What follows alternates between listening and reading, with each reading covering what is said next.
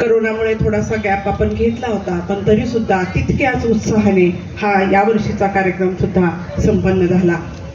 4 दिवसाच्या उत्साहानंतर आज ही नगरी वाचकांना नवे विचार, नवे शब्द, नवा उत्साह देऊन समारोपाकडे वळते आहे. सातारचा ग्रंथ महोत्सव म्हणजे जुन्या वर्षाला निरोप आणि नवीन वर्षाचं स्वागत असतं. हे दरवर्षी आपण सगळेजण अनुभवत असतो. आपल्या संस्कृतीमध्ये कुठलाही आनंददायी सण असेल तर त्याचा उत्साह, त्याचा आनंद व्यक्त करण्यासाठी आपण आपल्या दरवाजाला, आपण आपल्या चौकटीला वेगवेगळ्या झाडांची, आंब्याच्या पानांची एक पताका लावतो आणि आपला आनंद व्यक्त करत असतो, आपला उत्साह व्यक्त करत असतो.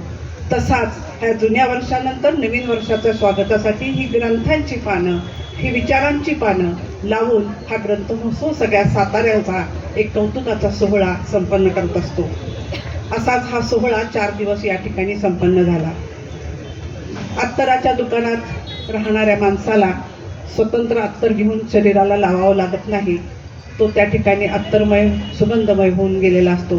तसंच या सोहळ्यासाठी तुम्ही 4 दिवस या ठिकाणी येता आणि विचारांचा सुगंध घेऊन आपापल्या घरी जात असता. पण या गोष्टीला थोडासा विराम हा द्यावाच लागतो. आज 4था दिवस. आज आपण या समारोपाकडे वळतो आहोत.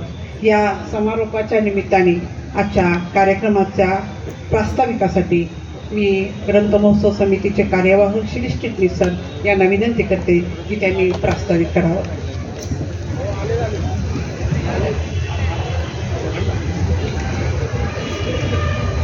23वा ग्रंथ महोत्सव आणि त्याचा समारोपाचा कार्यक्रम यासाठीचे प्रमुख पाहुणे की ज्यांची 75 सातारकरांनी पाठक हॉलमध्ये केली. 81 वर्ष पूर्ण होत आहेत, त्यामुळे त्यांचा आज सत्कार पण त्या निमित्ताने होत आहे. असे महाराष्ट्रातील नामवंत लेखक, टीकाकार, त्याचबरोबर विशेषतः राजकीय भाष्य करणारे माजी आमदार माननीय रामदास फुटाणे सर, त्या कार्यक्रमाचे अध्यक्ष आणि ज्यांनी कुलगुरू म्हणून शिवाजी विद्यापीठाचं कामकाज बघितलं.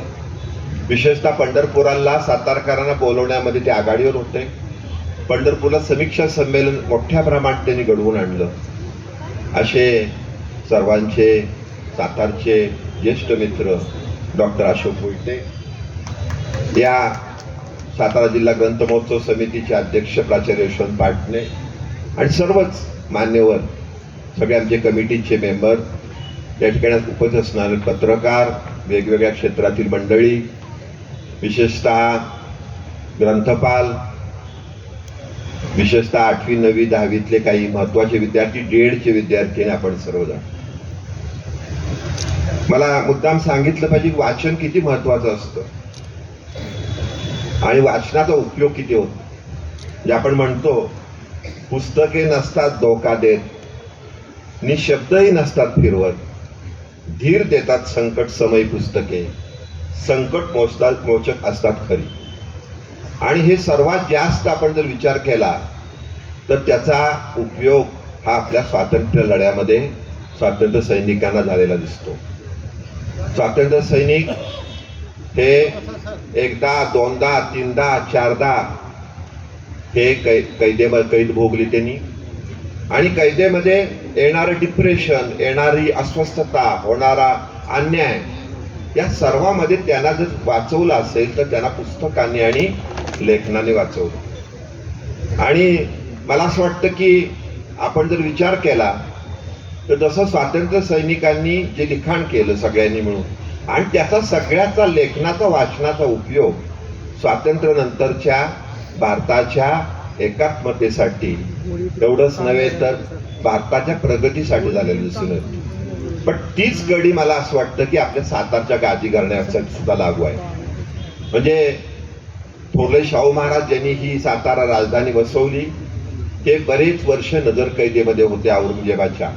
पण तेव्हा सुद्धा मला असं वाटतं की त्यांनी सुद्धा काय केलं असेल, वाचन केलं असेल, परिस्थिती बघितली असेल आणि त्यापेक्षा पुढचं नियोजन केलं असेल का. कारण सातारच्या राजधानीच्या कालावधीमध्ये मराठ्यांची गोडदौड ही संपूर्ण देशभर झाली.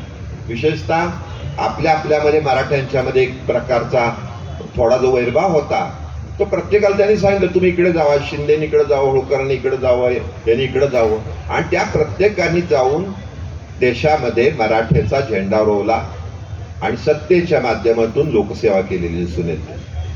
मी वाचत होतो आणि माझ्या लक्षात आलं की नेहरूंचं 2-3 गोष्टी मला आपल्या समोर सांगायच्या. नेहरू 32 साली 2 वर्ष, म्हणजे बऱ्याच वेळेला त्यांना शिक्षा झाली, पण 32 साली त्यांना 2 वर्षाची शिक्षा झाली. 6 आठवडे नैनिताल, बरेलीला 4 महिने आणि नंतर हिमालयाच्या पायथ्यापाशी साधारणपणे 14.5 महिने. पण त्यांना काही कळत नव्हतं बाहेर काय घडतंय. अशा वेळेला त्यांनी आपलं असह्य जे जीणं होतं, अस्वस्थता होती, ती लिहिण्यासाठी आणि विशेषतः वाचण्यासाठी वापरली. सूत काढायचं ते काम करत होते आणि मानसिकदृष्ट्या त्यांनी यात सगळं आपलं आयुष्य सगळं जे म्हणतो त्या कालावधीमधलं हे सगळं लिहिण्या वाचण्यामध्ये त्यांनी आपलं घालवलं. त्यावेळेला त्यांची इंदिरा गांधीला लिहिलेली पत्र नंतरच्या कालावधी मोठ्या प्रमाणात प्रसिद्ध झालेली आहेत. पण ब्रिटिशांनी काय करावं, म्हणजे ब्रिटिश किती हुशार होते. ब्रिटिश त्यांना जी पुस्तकं मागवायचे, म्हणजे उदाहरणार्थ स्प्रेंगलर यांचं पुस्तक होतं टिकरन ऑफ द वेस्ट, ते दिलं नाही त्यांना, पण त्यांना धार्मिक पुस्तकं मात्र ते देत होते. कारण त्यांना माहिती होतं धार्मिक पुस्तकं वाचली आणि जर वैचारिक पुस्तकं नाही वाचली तर स्वातंत्र्य लढ्याला जी एक प्रखरता येणार आहे ती येणार नाही. अशा प्रकारचं त्यांचं वागणं होतं. परंतु नेहरूंनी जे जे काही वाचता येईल ते वाचण्याचं काम त्यांनी केलंच. पण त्यांनी असं म्हटलं की निरनिराळ्या देशाची जी एक प्रतीक आहे, म्हणजे उदाहरणार्थ बघा, गरुड हे प्रतीक आहे अमेरिका व जर्मनीचं, म्हणजे प्राण्याचं प्रतीक म्हणतो आपण. त्याच्यानंतर इंग्लंडचं आहे सिंह, बुलडॉग. लढाऊ कोंबडा हे प्रतीक आहे रशियाचं, नाही लढाऊ कोंबडा आहे फ्रान्स, आणि अस्वल हे रशियाचं प्रतीक आहे. पण ह्या प्रतीकांनी चारित्र्य घडवण्याचं काम किती होतंय. तर नेहरूने असं म्हटलं की ही प्रतीकं डोळ्यासमोर ठेवून जे लोक बुद्धिक पुरस्पर वागतात ते आक्रमक दृष्टिकोन स्वीकारतात. कारण ही सगळी आक्रमक पद्धतीची सगळी जी प्राणी आहेत, ते गरुड असेल, त्याचबरोबर लढाऊ कोंबडा असेल, सिंह असेल, बुलडॉग असेल. पण भारतीय हिंदू धर्माने हिंदू संस्कृतीचं प्रतीक काय होतं, तर त्यांनी सांगितलं सौम्य अहिंसावादी गाय ही प्रतीक होती. म्हणून भारतीय तत्वज्ञान, अध्यात्म हे सगळ्या जगभर पोचलं असं त्यांनी म्हटलेलं आहे.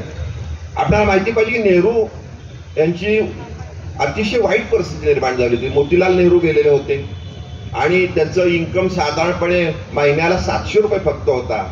आणि अशा वेळेला बिर्ला कुटुंबीय पुढे झालं की तुम्हाला महिन्याला आम्ही पैसे देतो, पण त्यांनी ते नाकारलं. बहिणीचं लग्न अगदी साध्या पद्धतीतनं करून दिलं. साध्या सुती साडीमध्ये बहिणीचं कृष्णाचं लग्न झालं. परंतु त्याच वेळेला द स्टेट्समन म्हणून जो पेपर होता त्याने नेहरूंना सांगितलं की तुम्ही दर आठवड्याला लिहा, आम्ही तुम्हाला 500 रुपये देऊ. पण नेहरूंनी ते नाकारलं, कारण तो इंग्रज धार्जिणा पेपर होता. म्हणजे एका संपत्तीचा वारस, म्हणजे तसं म्हटलं तर नेहरूंना काही करायची आवश्यकता नव्हती. पण त्यांनी फाळणीनंतर विशेषतः जे काम केले ते महत्वाचं आहे. त्याचं एक उदाहरण दिलं जातं. फाळणीनंतर जो काही अत्याचार झाला, जो काही दंगा झाला, अशा वेळेला नेहरू पंतप्रधान असताना त्यांच्याकडं मुसलमान सेवक होते आणि गुप्तचर यंत्रणेने त्यांना सांगितलं की तुमचे मुसलमान सेवक आहे ते काढून टाका, तुम्हाला विष देऊ शकतात असा रिपोर्ट आहे. नेहरूंनी ते नाकारलं आणि नेहरूंनी कुणालाही काढलं नाही. मला असं वाटतं ही संस्कृती, वाचन संस्कृती म्हणा, घरातली संस्कृती म्हणा, ती इंदिरा गांधींपर्यंत आली. जसं इंदिरा गांधींच्या वेळेला सुद्धा खलिस्तान चळवळीच्या वेळेला खलिस्तान चळवळ मोडून काढली, अतिरेकी खलिस्तानी चळवळ.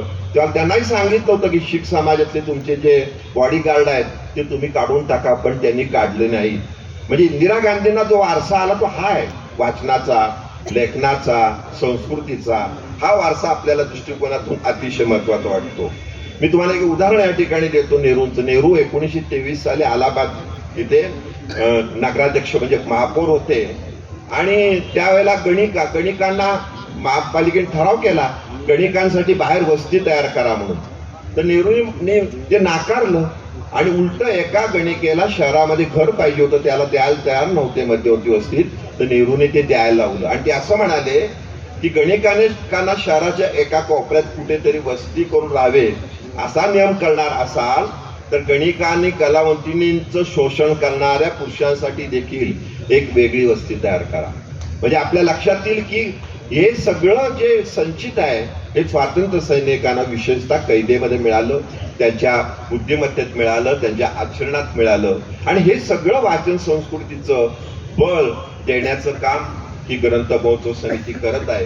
ही अतिशय महत्वाची आहे. परवा दिवशीच मी बघितलं, पहिल्याच दिवशी महाबळेश्वरवरून एक व्यक्ती आली, 3,000 रुपयाची ग्रंथ खरेदी केली. म्हणजे आता ह्या ग्रंथ महोत्सवामध्ये गेल्या 3 दिवसामध्ये पुस्तक दुकानदार असं म्हणाले की गर्दी कमी आहे पण येणारा प्रत्येक जण भरपूर पुस्तकं घेऊन जातोय. ही बाब जास्त महत्वाची मला असं वाटतं. म्हणजे ह्या ज्या सगळ्या गोष्टी आहेत या सगळ्या गोष्टी आपल्याला वेगवेगळ्या पद्धतीतून महत्वाच्या वाटतात. या ठिकाणी मी जास्त बोलणार नाही पण एकच उदाहरण देईन की जपान हा देश हा महाराष्ट्र एवढा आहे. सकाळीच एक मुलगा मी वाचलेलं पुस्तकामध्ये सांगत होता की जपानने असं ठरवलं की आपली ट्रेन पुढची जी येईल त्याचं स्पीड किती वाढवायचं, तर तासाला 1 किलोमीटर, तासाला 1 किलोमीटर, 5 किलोमीटर नाही तर 200 किलोमीटर. म्हणजे जपानचं ध्येय बघा कशी आहेत. आणि अशी ध्येय आपल्याला वाचनात निर्माण होऊ शकतात. जसं मध्यंतरी एक महत्वाचं स्टेटमेंट झालं की महाराष्ट्रात जपान एवढा आहे. मग जर महाराष्ट्राने जर जपान एवढी प्रगती केली तर जगातील मराठी माणूस आपल्या इथे रोजगाराला संधी मिळेल म्हणून मराठी शिकेल. आज जगामध्ये अमेरिकेत काय मराठी माणूस दुसरी तिसरी पिढी शिकतेच असा नाही. तर हे जे सगळं आहे हे संचित हे हा जो ग्रंथ महोत्सव आहे तो देतो. या ग्रंथ महोत्सवानी विशेषतः सातारकरांनी पुस्तकाचं गाव निर्माण केलं. बघा तुम्ही देशामध्ये परदेशामध्ये शासनाने वेगवेगळ्या ठिकाणी पुस्तकाची गावं निर्माण केलेली आहेत. पण एकमेव मला असं वाटतं जगातलं शहर असेल की ज्यांनी स्वतःहून हे पुस्तकाचं गाव निर्माण केलेलं आहे आणि हे महाराष्ट्राला नव्हे तर देशाला भूषणावं आहे. अशा ह्या ग्रंथ महोत्सवामध्ये वेगवेगळे कार्यक्रम होत असतात. विशेषतः सातारकर विद्यार्थ्यांना पुढे जाण्यासाठी कथाकथन, मी वाचलेलं पुस्तक, कविता, सांस्कृतिक कार्यक्रम या माध्यमातून पुढे जाण्याला संधी मिळते. आम्ही बघतो की 23 वर्षामध्ये मागं या यशवंतराव चव्हाण व्यासपीठावरून ज्यांनी आपलं भाषण दिलं, आपलं वक्तव्य व्यक्त केलं, त्यांना असं वाटतं की आम्हाला फोटो द्या, आमचं काही क्लिप तुमच्याकडे असली तर द्या. कालच काही जण विचारत होते मला. म्हणून आम्ही मागच्या वर्षीपासून एक प्रयोग चालू केला. या ठिकाणी होणाऱ्या प्रत्येक कार्यक्रमाची युट्यूब हे ताबडतोब येते. म्हणजे आता परवाच्या कार्यक्रमाची युट्यूब ऑलरेडी सगळ्या कार्यक्रमाची आहे. सांस्कृतिक कार्यक्रम झाला त्याची युट्यूबवर आहे, कथाकथन आहे, मी वाचलेलं पुस्तक आहे. म्हणजे आता या ठिकाणी यशवंतराव चव्हाण व्यासपीठावरून ज्यांनी काही बोललेले आहेत त्याच्या संदर्भातलं ही सगळी त्यांना माहिती विद्यार्थ्यांना विशेषतः 25 वर्षानंतर 50 वर्षानंतर सुद्धा आपल्या सर्वांनी बघितलं त्यांचं पुस्तक महिन्यात तयार झालं. उदाहरणार्थ तसं आपण म्हणजे आता हे 4थं पुस्तक आता आहे. म्हणजे 6 वर्षापासून आपण तो प्रयत्न करतो आहोत. या ठिकाणी झालेल्या प्रत्येक वैचारिक वाक्यांचा पुस्तक रूपाने आपल्यापर्यंत ठेवा आम्ही देण्याचा प्रयत्न केलेला आहे. आणि सुद्धा महत्वाची बाब आहे, तुम्ही हा जो काही सगळे मिळून ते पुस्तकाचं गाव जे सातारला निर्माण झालेलं आहे ते सगळे आपण त्याचा प्रसार करतो, प्रचार करतो. आणि विशेषतः आपण सर्वजण या ठिकाणी येऊन पुस्तक खरेदी करता ही अतिशय आनंदाची बाब आहे. विशेषतः प्रकाशकांना आणि पुस्तक विक्रेत्यांना सातारा हे एक मार्केट मिळालेलं आहे पुस्तक विक्रीचं. त्यांची पुस्तकं जेवढी तिथं विकली जात नाहीत तेवढी इथं विकली जातात. त्यामुळे सातारकरांकडे त्यांचा ओढा हा महत्वाचा असतो. आपली यातून उन्नती होईल याची आम्हाला खात्री आहे. पुन्हा एकदा या निमित्तानं आपण सर्वजण या ठिकाणी उपस्थित आहात. आपणा सर्वांचं स्वागत करतो आणि माझं प्रास्ताविक संपवतो. जय जय महाराज.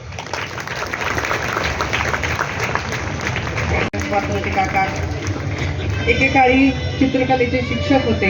हातात कुंचला होता आणि नंतर शब्दांच्या कुंचल्याने त्यांनी समाजातल्या विविध व्यंगांवर आणि गोष्टींवर फटकारे मारायला सुरुवात केली. मराठी साहित्याला एक माननीय रामदास वात्रटिकाकार जरी असले तरी सुद्धा काही ओळीतून त्यांनी समाजाचं भान देण्याचा सुद्धा प्रयत्न केला. वाचणारे डोळे दिले, ऐकणारे कान परिचित आहोत. परंतु या ग्रंथ महोत्सवाच्या दृष्टीने आज त्यांचा या ठिकाणी आलेले आहेत आणि आजच्या कार्यक्रमाचे ते अध्यक्ष आहेत. माझी प्रकुलगुरू यांचेही विचार, यांचे व्याख्याने आपण सर्वांनी अनेक वेळा ऐकली असतील आणि त्यांच्या व्याख्यानाचा, त्यांच्या मनोगताचा आज आपण सगळेजण लाभ घेणार आहोत. आजच्या कार्यक्रमाचे अध्यक्ष माननीय डॉक्टर अशोक भोईटे सर.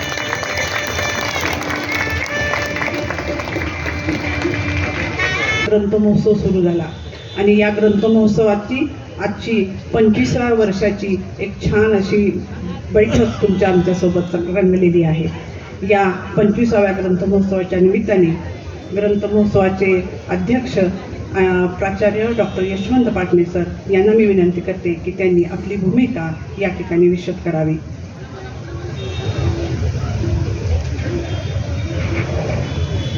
आजच्या या समारोप सोहळ्याचे प्रमुख आकर्षण आणि आपल्या या सोहळ्याचे अतिथी महाराष्ट्रातील विधान परिषदेचे माजी आमदार आणि वात्र टीकाकार आदरणीय आमदार आणि वात्र टीकाकार हे शब्द मी मुद्दाम जवळजवळ घेतले, कारण आता असं समीकरण सध्या कुठं दिसत नाही. आदरणीय रामदासजी फुटाणे साहेब शिवाजी विद्यापीठामध्ये गेल्यानंतर इथल्या सर्व प्राध्यापक प्राचार्यांना ज्यांचा नेहमी आधार वाटायचा आणि त्या आपल्या समस्यांना न्याय देण्यासाठी जे अतिशय आत्मीयतेनं अग्रेसर असायचे, ते आदरणीय शिवाजी विद्यापीठाचे माजी प्रभारी कुलगुरू आमचे मित्र डॉक्टर अशोक भोईटे, आपल्या या ग्रंथ महोत्सवाचे कार्यवाह श्री चिटणीस, सर्व पदाधिकारी, आज सत्कार ज्यांचा होतो त्या प्राचार्या वंदना नलवडे जाधव आणि उपस्थित सर्व माझ्या रसिक श्रोते हो. खरं तर प्रत्येक वक्ता, प्रत्येक कलावंत स्वतःसाठी एक वाचक वर्ग तयार करतो आणि रामदास फुटाणे साहेब यांचं असं वैशिष्ट्य आहे की त्यांनी स्वतःचा श्रोतृवर्ग तयार केला, स्वतःचा प्रेक्षक तयार केला, स्वतःचा वाचक वर्गही तयार केला आणि विनोदाच्या माध्यमातून गंभीर प्रश्नांना भिडता येतं याचं फार सुंदर दर्शन हे त्यांनी त्यांच्या साहित्यातून घडवलं. खरं तर आर के लक्ष्मण यांची चित्र पाहताना ज्या छान गुदगुल्या व्हायच्या किंवा गालावर खळी पडायची, तशी आजही फुटाणे साहेबांची वात्री टीका पाहिली म्हणजे एक काळ असं होतं की लोकसत्तामध्ये एका बाजूला लक्ष्मण यांचं व्यंगचित्र असायचं आणि दुसऱ्या बाजूला रामदासजी फुटाणे यांची वात्रटीका असायची. एक कलावंत चित्रातनं समाजातलं व्यंग दाखवायचा आणि स्वतः फुटाणे शब्दातनं समाजातलं व्यंग दाखवायची आणि शब्द आणि चित्र यांची एक सुंदर मैफिल त्यावेळी सजायची. आजही मला असं वाटतं की कुठलाही वात्रटीकाकार किंवा विडंबनकार असेल तर त्याला सगळ्यात मोठं खाद्य हे अवतीभोवतीच्या सगळ्या परिसरातनं मिळत असतं आणि पुढारी हे त्याचं सगळ्यात मोठं भांडवल असतं. अनेक जणांच्या टोप्या नानांनी किती जणांच्या उडवल्यात त्याची सोय नाही आणि असं वाटलं की नानांना आमदार केलं तरी टोप्या उडवायचं थांबतील, पण नानांनी नंतर फार मोठा जोर धरला. आजही मला आनंदानं सांगावं असं वाटतं की एक काळ इतका सुंदर होता की नानांची त्याच्यावरती भाष्य करणारी, म्हणजे मला आठवतंय की दुधाचे दर वाढले आणि ह्या वाढलेल्या दुधाच्या दरावरती अनेक ठिकाणावरनं अनेक टीका आणि विशेषतः पुणेकर इतके अस्वस्थ झाले, याला काही अर्थ आहे का काय, आम्ही दूध कसं प्यायचं, आणि नानांनी इतकी सुंदर त्याच्यावरची वात्रटीका केली होती, ए वेटर 1 पेग दूध विथ वॉटर. आणि गंमत अशी की त्याला खळखळून म्हणजे एका बाजूला वाढलेल्या दुधाचाही भाव सांगायचा आणि दुसऱ्या बाजूला असा त्या विसंगतीला शब्दातनं सुंदर फटकारा मारायचा. तसे नानांनी त्यांच्या व्यंग विडंबन काव्यातनं वात्रटिकातनं अनेकांच्या पायाखाली बॉम्ब फोडले, अनेकांना चिमटे काढले.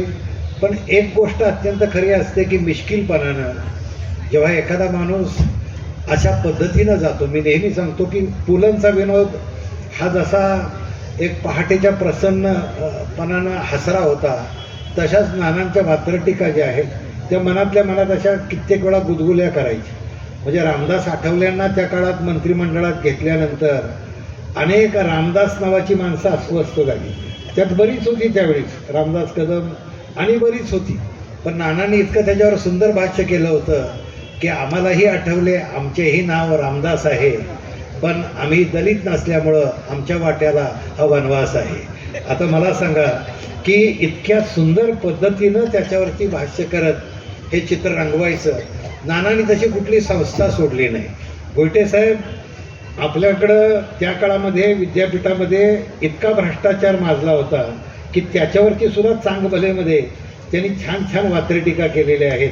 म्हणजे आता विद्यापीठातही इतका भ्रष्टाचार माजला आहे की कुलगुरू आता लाजले आहे.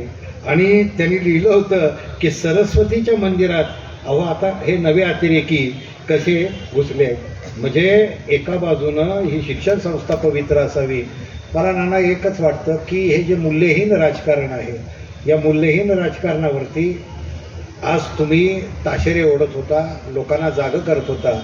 आजही माझ्यासमोर ही सगळी मुलं बसलेली आहेत. आज आमच्यासमोरचं एकच आहे की आमचे दैनंदिन प्रश्न सगळे बाजूला पडले. शेती, शिक्षण. खरं तर नाना बोलताना तुम्हाला फुटाणे साहेब दाखवतील की भारत कधी कधी माझा देश आहे. आजही मला ते वाक्य नानांचं आठवलं की वाटतं की जे भारताची प्रतिज्ञा आम्हाला बंधुभाव शिकवते, तो बंधुभाव आता आम्हाला का दिसत नाही कुठं. हा जो वाढता धर्मद्वेष आहे, यातनं समाज जीवन दुभंगत आहे मंडळी. आज तरुण मुलं माझ्यासमोर बसलेली आहेत. आज त्यांचे प्रश्न बाजूला राहिले, तेही अतिरेकी चंगळवादाच्या विळख्यात सापडलेले आहेत. मूल्यहीन राजकारणानं आमच्या संस्कृती आणि संविधानाला सगळे तडे जात आहेत. अशा काळामध्ये शब्दातनं साहित्यिकच समाजाला जागवू शकतो. मी जाताना एकच मंडळी तुम्हाला सांगेन की शेवट काळ संक्रमणाचा आहे. या सगळ्या काळामध्ये आता सत्यसुद्धा संभ्रमित आणि साशंक झालं आहे. मी नेहमी सांगतो की आता सत्याचा विजय होईल का मला माहीत नाही. जे विजयी होईल त्याला सत्य म्हणावं लागतं. हे सत्याची शोकांतिका आहे आणि ही शोकांतिका दिवसेंदिवस वाढते आहे. याच्यावरही नाना भाष्य करतील. पण नाना मध्यंतरी एक पुस्तक माझ्या वाचनात आलं, DL वर्ल्ड नावाचं. त्याचा फक्त उल्लेख करतो. हे पुस्तक ॲस्ट्रेलियामधल्या एका दाम्पत्यानं लिहिलं आहे. त्या पुस्तकाचं भाषांतर शांताबाई शेळकेंनी केलं आहे. त्याचं DL वर्ल्ड असं नाव आहे. आणि त्या पुस्तकात एकच ते ॲस्ट्रेलियन जे दाम्पत्य होतं, त्यांनी संपूर्ण विश्वातल्या मंडळींसाठी एकच प्रश्न पाठवला होता आणि मुलांना प्रश्न विचारला होता की हे जग तुमच्या ताब्यात दिलं तर तुम्ही काय कराल. हे जग तुम्हाला चालवायला दिलं तर तुम्ही काय कराल. ज्यानं प्रश्न टाकला त्याला एक अशी अपेक्षा होती की मुलंच याचं आता उत्तर देऊ शकतील. मुलं निरागस असतात, पण मुलं चौकस असतात. मुलं जरी दिसली भोळी बाबडी तरी ती कुठं कोणाची दांडी उडवतील याचाही नेम नसतो. काही मुलींनी त्याच्यामध्ये शांताबाईने लिहिलंय, एका मुलीने लिहिलं, हे जग चालवायचा अधिकार तुम्हाला दिला तर म्हणजे तुम्ही सगळी मोठी माणसं लवाड असता म्हटले. एखादी साधी गोष्ट मिळली तर दुसऱ्याला देत नाही. अरे जग काय देत आहे म्हटले. तुम्ही समजता तेवढे आम्ही भोळे बाबडे नाही, तुम्ही समजता तेवढे आम्ही नालायक नाही म्हटले.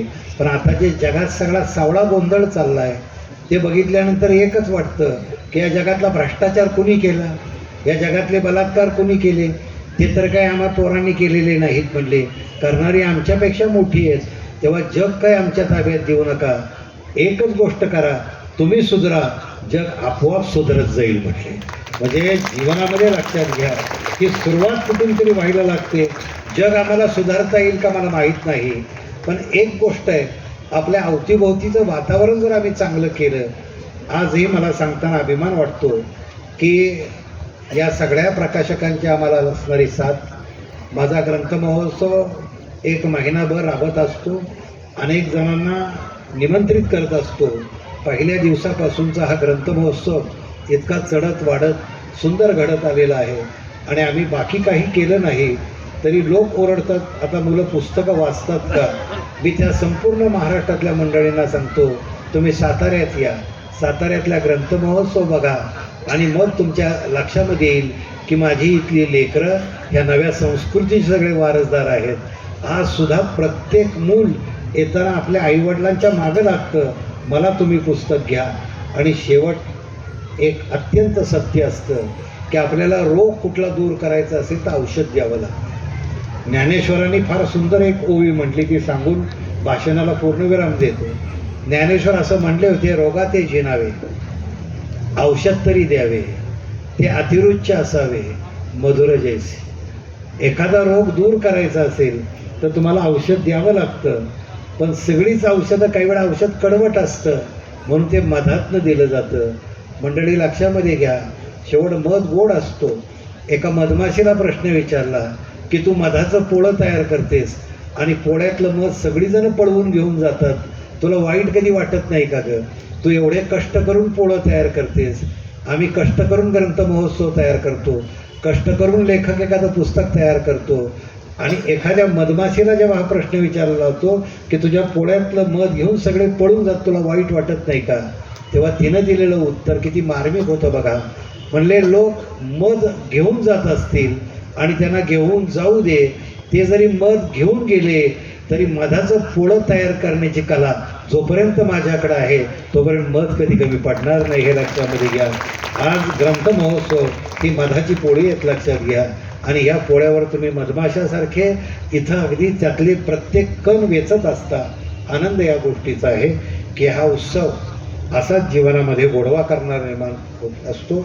मी आज या ग्रंथ महोत्सवाच्या निमित्तानं माझ्या सर्व समितीतल्या सर्व सदस्यांचं मनापासून स्वागत करेन. आजच्या पाहुण्यांचंही मनापासून स्वागत करेन. नानांना विनंती करणार आहे की नाना सध्या काठी घेऊन चालतात. एक काळ नानांची लेखणी हीच काठी होती, कुणाच्या टाळक्यात घालतील याचा नेम नसायचा, परंतु काठी आणि लेखणी दोन्ही अजून त्यांनी टणक ठेवलेली आहे. आमचे कुलगुरू साहेब निवृत्त झाले असले तरी साहित्याचा वारसा ते आजही जपत असतात. एका बाजूला पहा तुम्ही, हा रामाचा उत्सव सगळीकडे चालू आहे, पण आपल्याकडचा वनवास सगळा बाजूला करून एक रामदास आपल्या भेटीला आलेला आहे. आपण सगळीजणं त्यांचं मनापासून स्वागत करूया. नाना आपलं स्वागत करतो, कुलगुरू साहेब आपलं स्वागत करतो. धन्यवाद सर. आजच्या या कार्यक्रमाच्या निमित्ताने आपल्या समोर या व्यासपीठावर माझ्यासमोर तुम्ही अनेक जण वेगवेगळ्या पद्धतीचे वाचक मधले घटक या कार्यक्रमासाठी उपस्थित आहात, ऐकण्यासाठी उपस्थित आहात. पाटणे सर आणि मगाशी श्री चिटणीस साहेब दोघंही म्हणत होते की आपल्या पाहुण्यांचा नाना म्हणून उल्लेख करतायत. मी आपल्या अतिथींना आवर्जून सांगेन की हा ग्रंथ महोत्सव मुलांना, पालकांना, शिक्षकांना घेऊन पुढे जात असतो. आमची मुलं त्यांच्या नानीकडून अनेक कथा ऐकत असतील, पण या मुलांना तुमच्यासारखे ज्येष्ठ व्यक्तिमत्व, तुमच्यासारखे ज्येष्ठ नाना पाहायला मिळणं ही सुद्धा एक मोठी भाग्याची गोष्ट आहे. त्यासाठी ही मुलं आम्ही या ठिकाणी बोलवतो. आणि या सगळ्या वाचक पालकांच्या बरोबर, शिक्षकांच्या बरोबर आमचे DED कॉलेजच्या विद्यार्थिनी आहेत, आझाद कॉलेजचे मुली शिक्षक होऊन पाहणारे विद्यार्थी आहेत आणि काही शाळेतले विद्यार्थी आहेत. असा सगळ्या प्रकारचा हा वाचक वर्ग, श्रोता वर्ग या तुमचे 4 शब्द ऐकण्यासाठी निश्चितच उत्सुक आहे. मी या कार्यक्रमाच्या निमित्ताने आपण सगळेजण या ठिकाणी उपस्थित आहात. यानंतरचा शब्द तुम्हाला ऐकायला येईल तो नानांचा, आणि तो वात्रटिकाकार नाना म्हणून जे प्रसिद्ध आहेत त्यांच्या या 4 शब्दांसाठी तुम्ही मगासपासून असुसलेले आहात. यानंतर मी त्यांना विनंती करते की त्यांनी तुम्हा सगळ्यांशी, आमच्या श्रोत्यांशी, आमच्या विद्यार्थ्यांशी संवाद साधावा.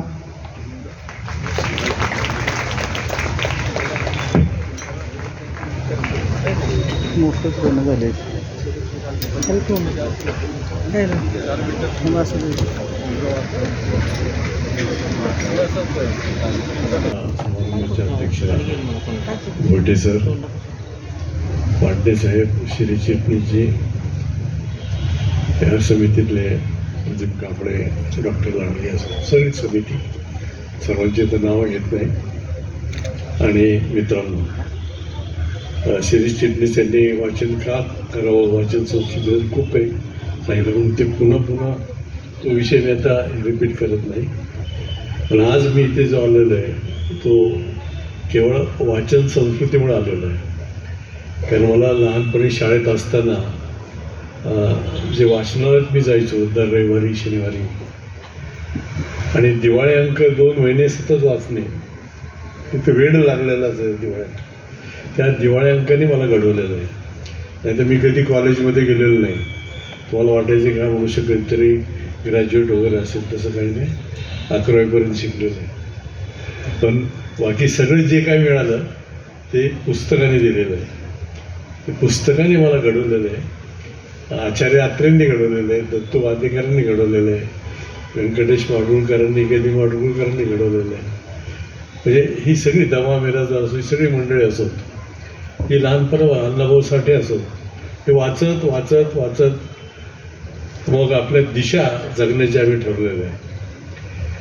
आता वाचण्याची गरज यासाठी की मोबाईलमध्ये आपण सगळं काही पाहतो, मोबाईल डोळ्यावर आदळतो, तो डोळ्यापासून फक्त कानापर्यंत येतो. पुस्तक वाचतो तेव्हा ते डोळ्यातून हृदयापर्यंत झिरपत असतं सतत, आणि निर्णय घेण्याची क्षमता वाढवतं. एक तर मातृभाषा जगातल्या लोकांनी ठरलेलं आहे, मातृभाषा जगण्याचं बळ वाढवतं. त्यामुळं आपल्याला इंग्रजी चांगलं आलंच पाहिजे, पण मातृभाषेतील पुस्तक आपण वाचली तर आपली विचार करण्याची क्षमता आहे आणि निर्णय घेण्याची क्षमता आहे ती खूप वाढते. पण आता अलीकडे काय झालं आहे की इंग्रजी माध्यमांच्या शाळामुळे आणि इंग्रजी ही नोकरीसाठी अत्यंत आवश्यक असल्यामुळे सुप्रीम कोर्टाची भाषा इंग्रजी आहे, हायकोर्टाची भाषा इंग्रजी आहे, महाराष्ट्र शासनाचे GR इंग्रजीत आहेत सगळे, त्याला अध्यादेश फार कमी माहीत आहे. तेव्हा आता इंग्रजी आपण टाळू शकत नाही, ती जगाची संपर्क भाषा आहे. पण मराठीचा बळी देऊन ते आपल्या घरात येता कामा नाही. पण झालं काय की आजोबा नाचू लागले, आजी नाचू लागली, आजोबा नाचू लागले, आजी नाचू लागली आणि शेंबडी नातोंडी इंग्रजी वाचू लागली. नातू नाचू लागला, नात नाचू लागली, नातू नाचू लागला, नात नाचू लागली, आणि रद्दी इंग्रजीची घरीच नाचू लागली. परिणाम असा झाला की अजान मुळाखाली माती खचू लागली. अजान मुळाखाली माती खचू लागली आणि इंद्रायणीच्या डोहाला पोथी टोचू लागली, इंद्रायणीच्या डोहाला पोथी टोचू लागली. तेव्हा आपण रोज किती तास लायब्ररीत बसतो, वाचनालयात बसतो, तर यावर आपला भविष्यकाळ अवलंबून आहे. आणि जर मग वाचन संस्कृती नसेल तर मग आपल्या कामाच्या वेळेनंतर कामाचे 8 तास, रात्री झोपेचे 8 तास, नंतर राहिलेल्या 8 तासात आपण कुठे कुठे बसतो यावर आपली लायकी सिद्ध होते, आपली संस्कृती सिद्ध होते. तर तुम्ही मैदानावर जाता, वाचनालयात जाता का आणखी कुठे जाऊन बसता, हे महत्त्वाचं आहे. फावल्या वेळात तुम्ही काय करता, फावल्या वेळात काय करावं हे सांगण्यासाठी विशेषतः तरुणांना, विद्यार्थ्यांना मला हे सांगायचं की उद्या केंद्र सरकारने, महाराष्ट्र सरकारच्या हातात काहीच नाही, सगळ्या जातींना आरक्षण दिलं, सगळ्या जातींना, मराठ्यांना दिलं, ब्राह्मणांना दिलं, लिंगायतला दिलं, मुसलमानांना दिलं, तरी 90 ते 95% पोरांना नोकऱ्या मिळणार नाहीत. आरक्षणामुळे 90% पोरांना नोकऱ्या मिळणार नाहीत. तेव्हा जगण्याचे पर्याय आपल्याला स्वतःलाच उपलब्ध करून घ्यावे लागतील, आणि ते 3-4 असले पाहिजेत. एका व्यवसायात अपयश आलं तर दुसरा, दुसऱ्या व्यवसायात अपयश आलं तर तिसरा. या महाराष्ट्रामध्ये सगळ्या तालुक्याच्या ठिकाणी 100 वर्षात मारवाडी, गुजराती, पंजाबी आणि सिंधी आले. कष्टाने त्यांनी उभे राहिले, कष्ट केले त्यांनी व्यापारात, उद्योगात. आज महाराष्ट्रातल्या कुठल्याही गावात जा, उत्तम इमारत कुठल्या समाजाची आहे, चांगलं कापड दुकान, रेडीमेड गार्मेंट कोणत्या समाजाचं आहे, इतकंच काय चांगली शेतीसुद्धा कोणाची आहे, इथपर्यंत जर पाहिलं तर आपल्या कष्टाने कुठलंही आरक्षण नसताना हा समाज उभा राहिलेला आहे. ते आरक्षणासाठी त्यांनी आंदोलनं केली नाहीत, जाती केल्या नाही, गोंधळ केलेला नाही. तेव्हा तुम्हाला इथून पुढे तुम्ही काय वाचता, काय विचार करता आणि तुमची पुढे दिशा काय हे ठरवण्याची आता फार अत्यंत गरज आहे. कारण आत्ताची परिस्थिती इतकी चित्रविचित्र झाली की जरांगी येता जातीचीच कळ, जरांगी येता जातीचीच कळ, भुजातले बळ दर्शविती. जरा अंगी येता जातीचीच कळ, भुजातले बळ दर्शविती. ढासळाला आता सारा गावगाडा, ढासळाला आता सारा गावगाडा आणि विशीतच राडा दिग्गजांचा. रोज वर्तमानपत्र वगैरे की आपण कुणाकुणाचे भांडणच बघत असतो. हा त्याच्या विरुद्ध काय बोलणार, तो त्याच्या विरुद्ध काय बोलणार. ढासळला आता सारा गावगाडा आणि विशीतच राडा दिग्गजांचा. तर विठ्ठलाचे दारी उभे ज्ञाना नामा तुका, विठ्ठलाचे दारी उभे ज्ञाना नामा तुका. आणि चंद्रभागेच्या हाका नेत्री वाहे, चंद्रभागेच्या हाका नेत्री वाहे. चंद्रभागा डोळ्यातून रडताना दिसते विठ्ठलाच्या, रुक्माईच्या, साधू संतांच्या, वारकऱ्यांच्या. ज्या वारकऱ्यांनी हा सगळा समाज एकत्र जोडला, 12 बलुते एकत्र आणले, तो समाज तोडण्याचं काम इकडे चालू आहे. आणि अशा वेळेस आपलं डोकं शांत ठेवून माझ्या जातीपेक्षा, माझ्या धर्मापेक्षा माझा देश मोठा आहे ही भावना जर रुजली नाही तर आपलं भविष्य काही खरं नाही. तर सांगतोय आज असं झालं की आम्ही जेव्हा व्यंग कविता लिहितो, अतिशयोक्ती हा व्यंगाचा अलंकार आहे.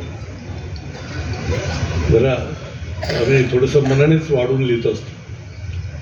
पण दुर्दैव असं की काल जे व्यंग होतं ते आज वास्तव म्हणून समोर आलेलं आहे. व्यंग आणि वास्तव यातलं अंतरच कमी झालेलं आहे. आता व्यंग कशाला म्हणायचं आणि वास्तव कशाला म्हणायचं हे आता आपल्याला सुद्धा कळत नाही. आपल्या डोक्याबाहेर चाललेलं आहे सगळं त्या ठिकाणी. आणि मग काय, पैलवान आमदार झाले, कुस्त्या पाहणे नशिबे आले. पूर्वी टोपीखाली डोकं होतं, डोक्यात विचार होते. पूर्वी टोपीखाली डोकं होतं, डोक्यात विचार होते. आजकाल गुडघ्यात सर्व काय आहे आणि लोकशाहीवर बलात्कार करण्याची प्रत्येकाला घाई आहे त्या ठिकाणी.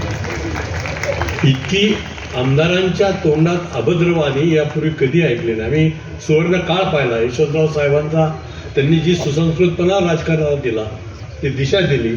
यशवंतराव चव्हाण साहेबांचा राजकारणाचा जो सुसंस्कृतपणा आहे तो जोपासताना पुढे वसंतराव नाईक असोत, शरद पवार असोत, विलासराव देशमुख, सुशील, अगदी मनोहर जोशीपर्यंत हा सुसंस्कृतपणा आम्ही अनुभवला.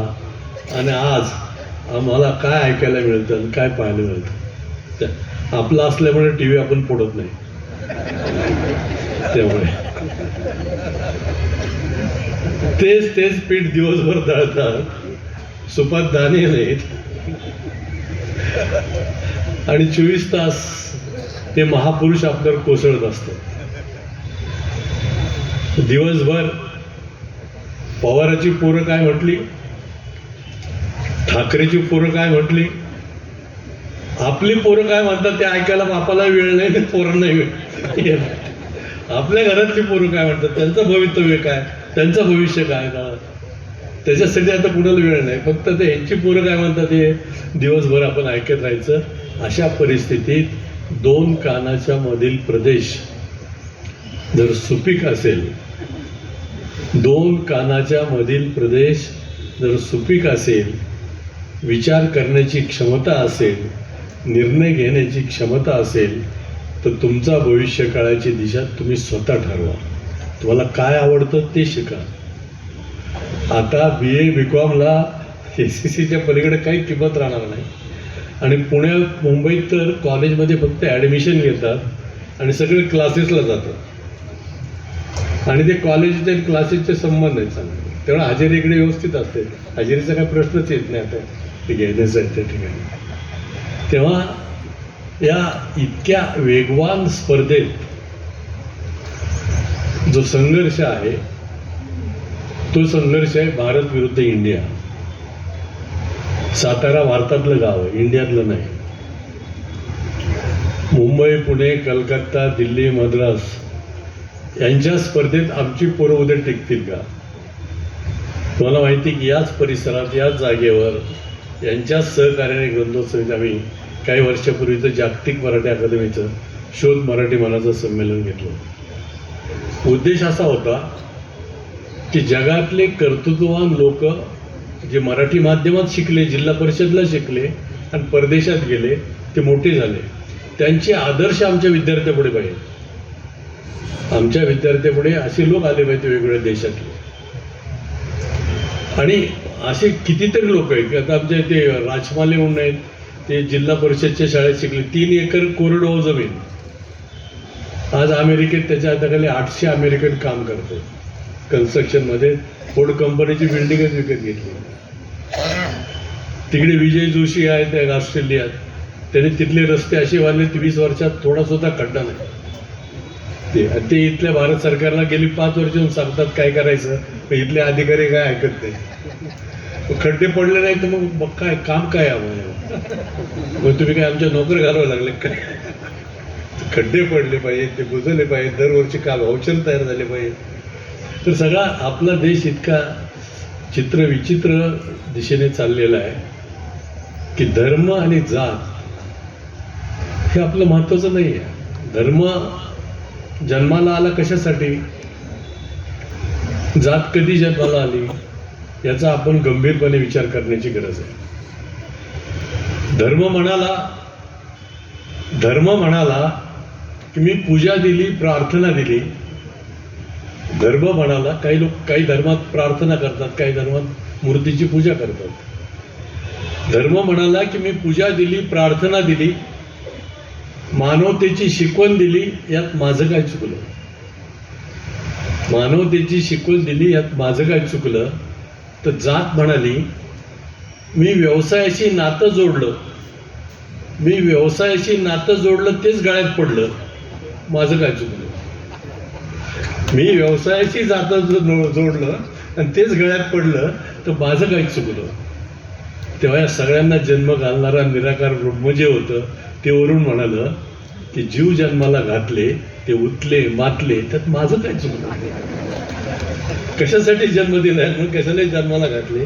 याच्यापेक्षा फक्त पशु पक्षी जन्माला घातले असते तर बरं झालं असतं, जर माणसं अशी वागत असत. तुम्ही जगाचे नागरिक आहात, सातारचे नाही, महाराष्ट्राचे नाही, भारताचे नाही.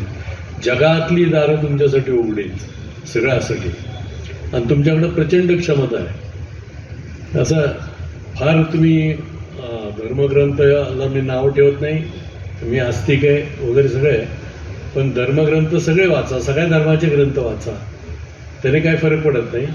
परंतु तुम्ही कोण आहात आणि तुम्ही किती वर्ष पृथ्वीवर आहात. आपण किती वर्ष पृथ्वीवर येतो, 70, 80, 90 वर्ष. अक्कल येते 50 वर्ष. अक्कल येते तेव्हा ब्लड प्रेशर येतं, डायबिटीस येतं, आणि शेवटच्या ओव्हर फास्ट खेळताना कधी विकेट जाईल याचा भरोसा नाही. माझ्या पणजवाला मी ओळखत नाही, माझ्या नातवाचा नातू मला ओळखेल का. माझ्या घरात माझा फोटो तरी लावतील का. नाही म्हणतील म्हातारा इंटेरियर डेकोरेशनला मॅच होत नाही, बाजूला पाहा म्हाताऱ्याचा फोटो अल्बममध्ये बरं. इतकं क्षणभंगूर जग आहे. या जगातला प्रत्येक क्षण आनंदात कसा जाईल. माझ्यापासून, माझ्या कुटुंबापासून, माझ्या गल्लीतल्या लोकांना त्रास होणार नाही, माझ्या कुटुंबापासून माझ्या गावातल्या लोकांना त्रास होणार नाही. एवढी जरी काळजी घेतली तरी देश खूप प्रगतीपर जाण्याची शक्यता आहे. छोट्या छोट्या गोष्टीतल्या काय करावं, काय करू नये, काय स्वीकारावं, काय स्वीकारू नये याची क्षमता वाचन संस्कृतीमुळे वाढते. जे पुस्तकं वाचतात त्यांना कळते का हे टी व्हीवर एवढं कोसळते, ठीक आहे, पण हे माझ्यासाठी नाही, मला यातलं एवढंच पाहिजे. मोबाईलवर इतकं कोसळते, ठीक आहे, यातलं ज्ञान मनोरंजन सगळं मी पाहतो, पण माझ्यासाठी जे आहे तेवढंच मी स्वीकारणार आहे. मी काय स्वीकारतो आणि काय नाकारतो याची माझी क्षमता जर वाढवायची असेल तर मला आपला सगळ्या देशाचा इतिहास माहीत पाहिजे, महाराष्ट्राचा इतिहास माहीत पाहिजे, आणि तो वाचनाशिवाय, पुस्तकाशिवाय दुसरीकडे कुठेही सापडणार नाही. आणि थोडी आता मी प्रत्येक वेळेस काय केलं, मी तर प्रयोग केले, अपयशी मला, मी जितका यशस्वी आहे तितका अपयशी बराच आहे. कारण मी 12 वर्ष ड्रॉइंग टीचर होतो. मी ड्रॉइंग टीचर असताना माझ्या आयुष्यातला पहिला इंटरव्ह्यू 18 वर्षाचा असताना जुना राजवाडा आहे तिथे रेतचं ऑफिस होतं. तिथे मी 61च्या मेमध्ये बरं का, एकसरच्या बेमध्ये आलो होतो एस टीने, आणि मी एकदम शाळेतला पोरगच वाटत होतो ना, 10वी 11वीला असा. तर माझ्या फक्त उंचीला बरा होतो एवढंच. आणि मला पहिली रयत शिक्षण संस्थेने नोकरी दिली कानूर पठार, नगर जिल्ह्यात. 3000 वस्तीचं गाव होतं ते. आपले रोकडे सर होते, वसंतराव त्यावेळेस ते VS रोकडे सर त्यावेळेस होते. 18 वर्षी सगळ्यात लहान शिक्षक मी होतो. माझं वाचन खूप असल्यामुळे मला ते सगळे लेखक मुंबईत बोलवत होते सगळे त्या ठिकाणी, की नाही यांना आपल्याला पाहायला पाहिजे, बघायचं काय करायचं. माझा पगार 115 रुपये होता त्यावेळेस, आणि तो रयतमध्ये 3 महिन्यातून एकदा मिळायचा, कारण जसं ग्रँड येईल तसा पगार व्हायचा त्या ठिकाणी. मग ती शाळा 1 वर्षाने सोडून मी जेव्हा मुंबईला गेलो, तर मारवाडी विद्यालयात गेलो. ती अत्यंत धनिकांची शाळा, म्हणजे एकदम भारतातून इंडियात आल्यासारखं. तिथल्या प्रत्येक शाळेतला पोरगा अँबॅझर किंवा फ्लॅटमधून यायचं त्यावेळेस, आणि आम्ही आपले बसने लोंकळत हिंडायचो सगळे त्यावेळेस. तर त्या मुंबईने मला बऱ्याचशा गोष्टी दिल्या त्या ठिकाणी. आणि मग ठरलं की आयुष्य काय, मरेपर्यंत काय ड्रॉइंग टीचर राहायचं का, जरा वेगळं. दादा कुणकेंशी मैत्री झाली, त्यांच्या सोंगाड्याचं याचं प्रोडक्शन पाहिलं दादा कुणकेचं, आणि त्या मैत्रीतून ते म्हटले तुम्ही नोकरी सोडा, सिनेमात बघू आपला बघा. मी म्हटलं मी नोकरी नाही सोडत, मी तुमचे सोंगाड्या एकट्या जेव्हा 2-3 सिनेमात अनुभव घेतला, आणि मी ठरवलं की सिनेमा जर उद्या आपल्याला करायचा असेल तर काय काय करायचं नाही. तुम्ही कुठलाही व्यवसाय करताना काय करावं यापेक्षा काय काय करू नये याचं पहिल्यांदा निश्चित नियोजन करा. आवडीचा व्यवसाय करा. लगेच BL BCom म्हणून लगेच मला कुठेतरी चिटकवा, नोकरी लावा 10,000ची, इकडे 1.5 लाखाचा पगार घेणारे प्राध्यापक, इकडे 15,000 विनानुदान लोंबकळणार एकीकडे, या भानगडीत पडू नका. जे आवडतं तो व्यवसाय निवडा. मी सिनेमाचा व्यवसाय निवडला तेव्हा मला अनेकांनी भीती घालणार, तू करणार काय, कर्ज काढून करणार आहेस. तर मी असं ठरवलं होतं की मला ड्रॉइंग चांगलं येते, म्हटलं सिनेमाचे पडदे रंगवून काय नोकरीच केली पाहिजे असं काय. पण त्यावेळेस ती शिवसेनेची चळवळ चाललेली होती, मराठी माणूस. आता जोपर्यंत मराठी माणूस नोकऱ्याच करतोय तो पुढे कसा येणार, जोपर्यंत तो व्यवसायात येत नाही, उद्योगात येत नाही, व्यापारात येत नाही, नुसतंच आपल्या नोकरी करून काय होणार आहे. म्हणून मी नोकरी सोडण्याचा निर्णय घेतला, आणि सिनेमाच्या धंद्यात काय काय करू नये ठरवलं. आणि काय करण्यासाठी प्रथम लेखक निवडला. सिनेमा काय करायचं ते नंतर होत. माझा पगार 365 रुपये होता, पण मूर्खात काढलं होतं सगळं. नाही म्हटलं माझ्या मित्रांची संख्या भरपूर आहे. तुम्ही एक लक्षात घ्या, माझे मुंबईमध्ये मारवाडी, गुजराती, मराठी, ब्राह्मण, मराठा सगळ्या जातीचे मित्र, इतके मित्र होते की प्रत्येकाला म्हटलं तुम्ही 2-2 हजार रुपये द्या, मी सिनेमा काढतो त्या ठिकाणी, आणि बुडाले म्हणून देऊ, मग बघतो आले तर देतो. तर एकच आहे की कधीतरी तुम्हाला धाडस करावं लागेल, आणि 20 ते 25 वर्षात धाडस करा. तुम्हाला जे आवडतंय ते शिका. वेळ आपलं आईने वडिलांनी पाठवलं की ती मुलगी जाते का, तो ते लग्न जमतं लवकर, ते BEd DEd झालं की. आपण नोकरी कुठे, BEd DEdला 8 आणि 10 हजारावर विनार अनुदानित काम करणार, आणि ड्रायव्हरला 20,000 पगार आहे त्या ठिकाणी. तेव्हा एक लक्षात घ्यायचं की आपल्याला जे आवडतं, मला जे आवडतं ते मी निवडलं. ड्रॉइंग आवडत होतं, ड्रॉइंग टीचर झालो, सिनेमात आलो, सामना सिनेमा काढला, नंतर तुमचं पार्टनर घेतले, आणि म्हणून कर्ज घेतलं, सिनेमा फ्लॉप झाला. आता म्हटलं काय करायचं, पण तो बर्लिनला गेला.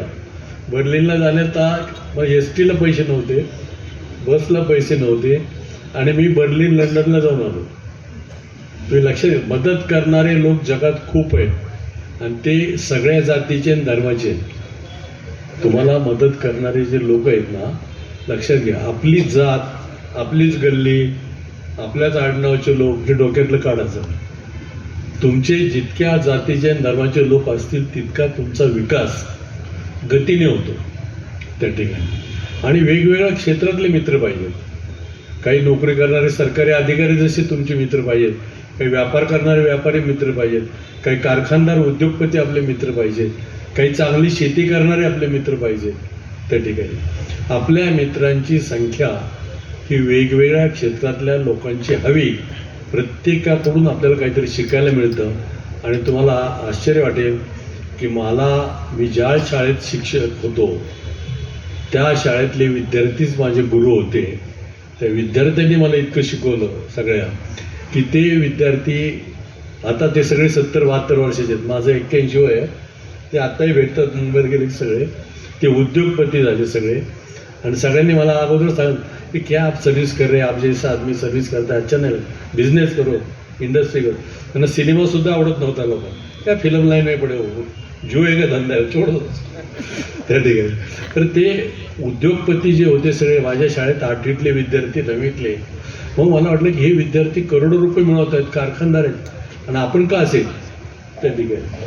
तर तेव्हा तुमचे मित्र सगळ्या जातीत बुद्धिमान लोक आहेत, सगळ्या जातीत शूरवीर आहेत, सगळ्या जातीत अत्यंत माणुसकी असलेले लोक आहेत, सगळ्या जातीत मदत करणारे लोक आहेत.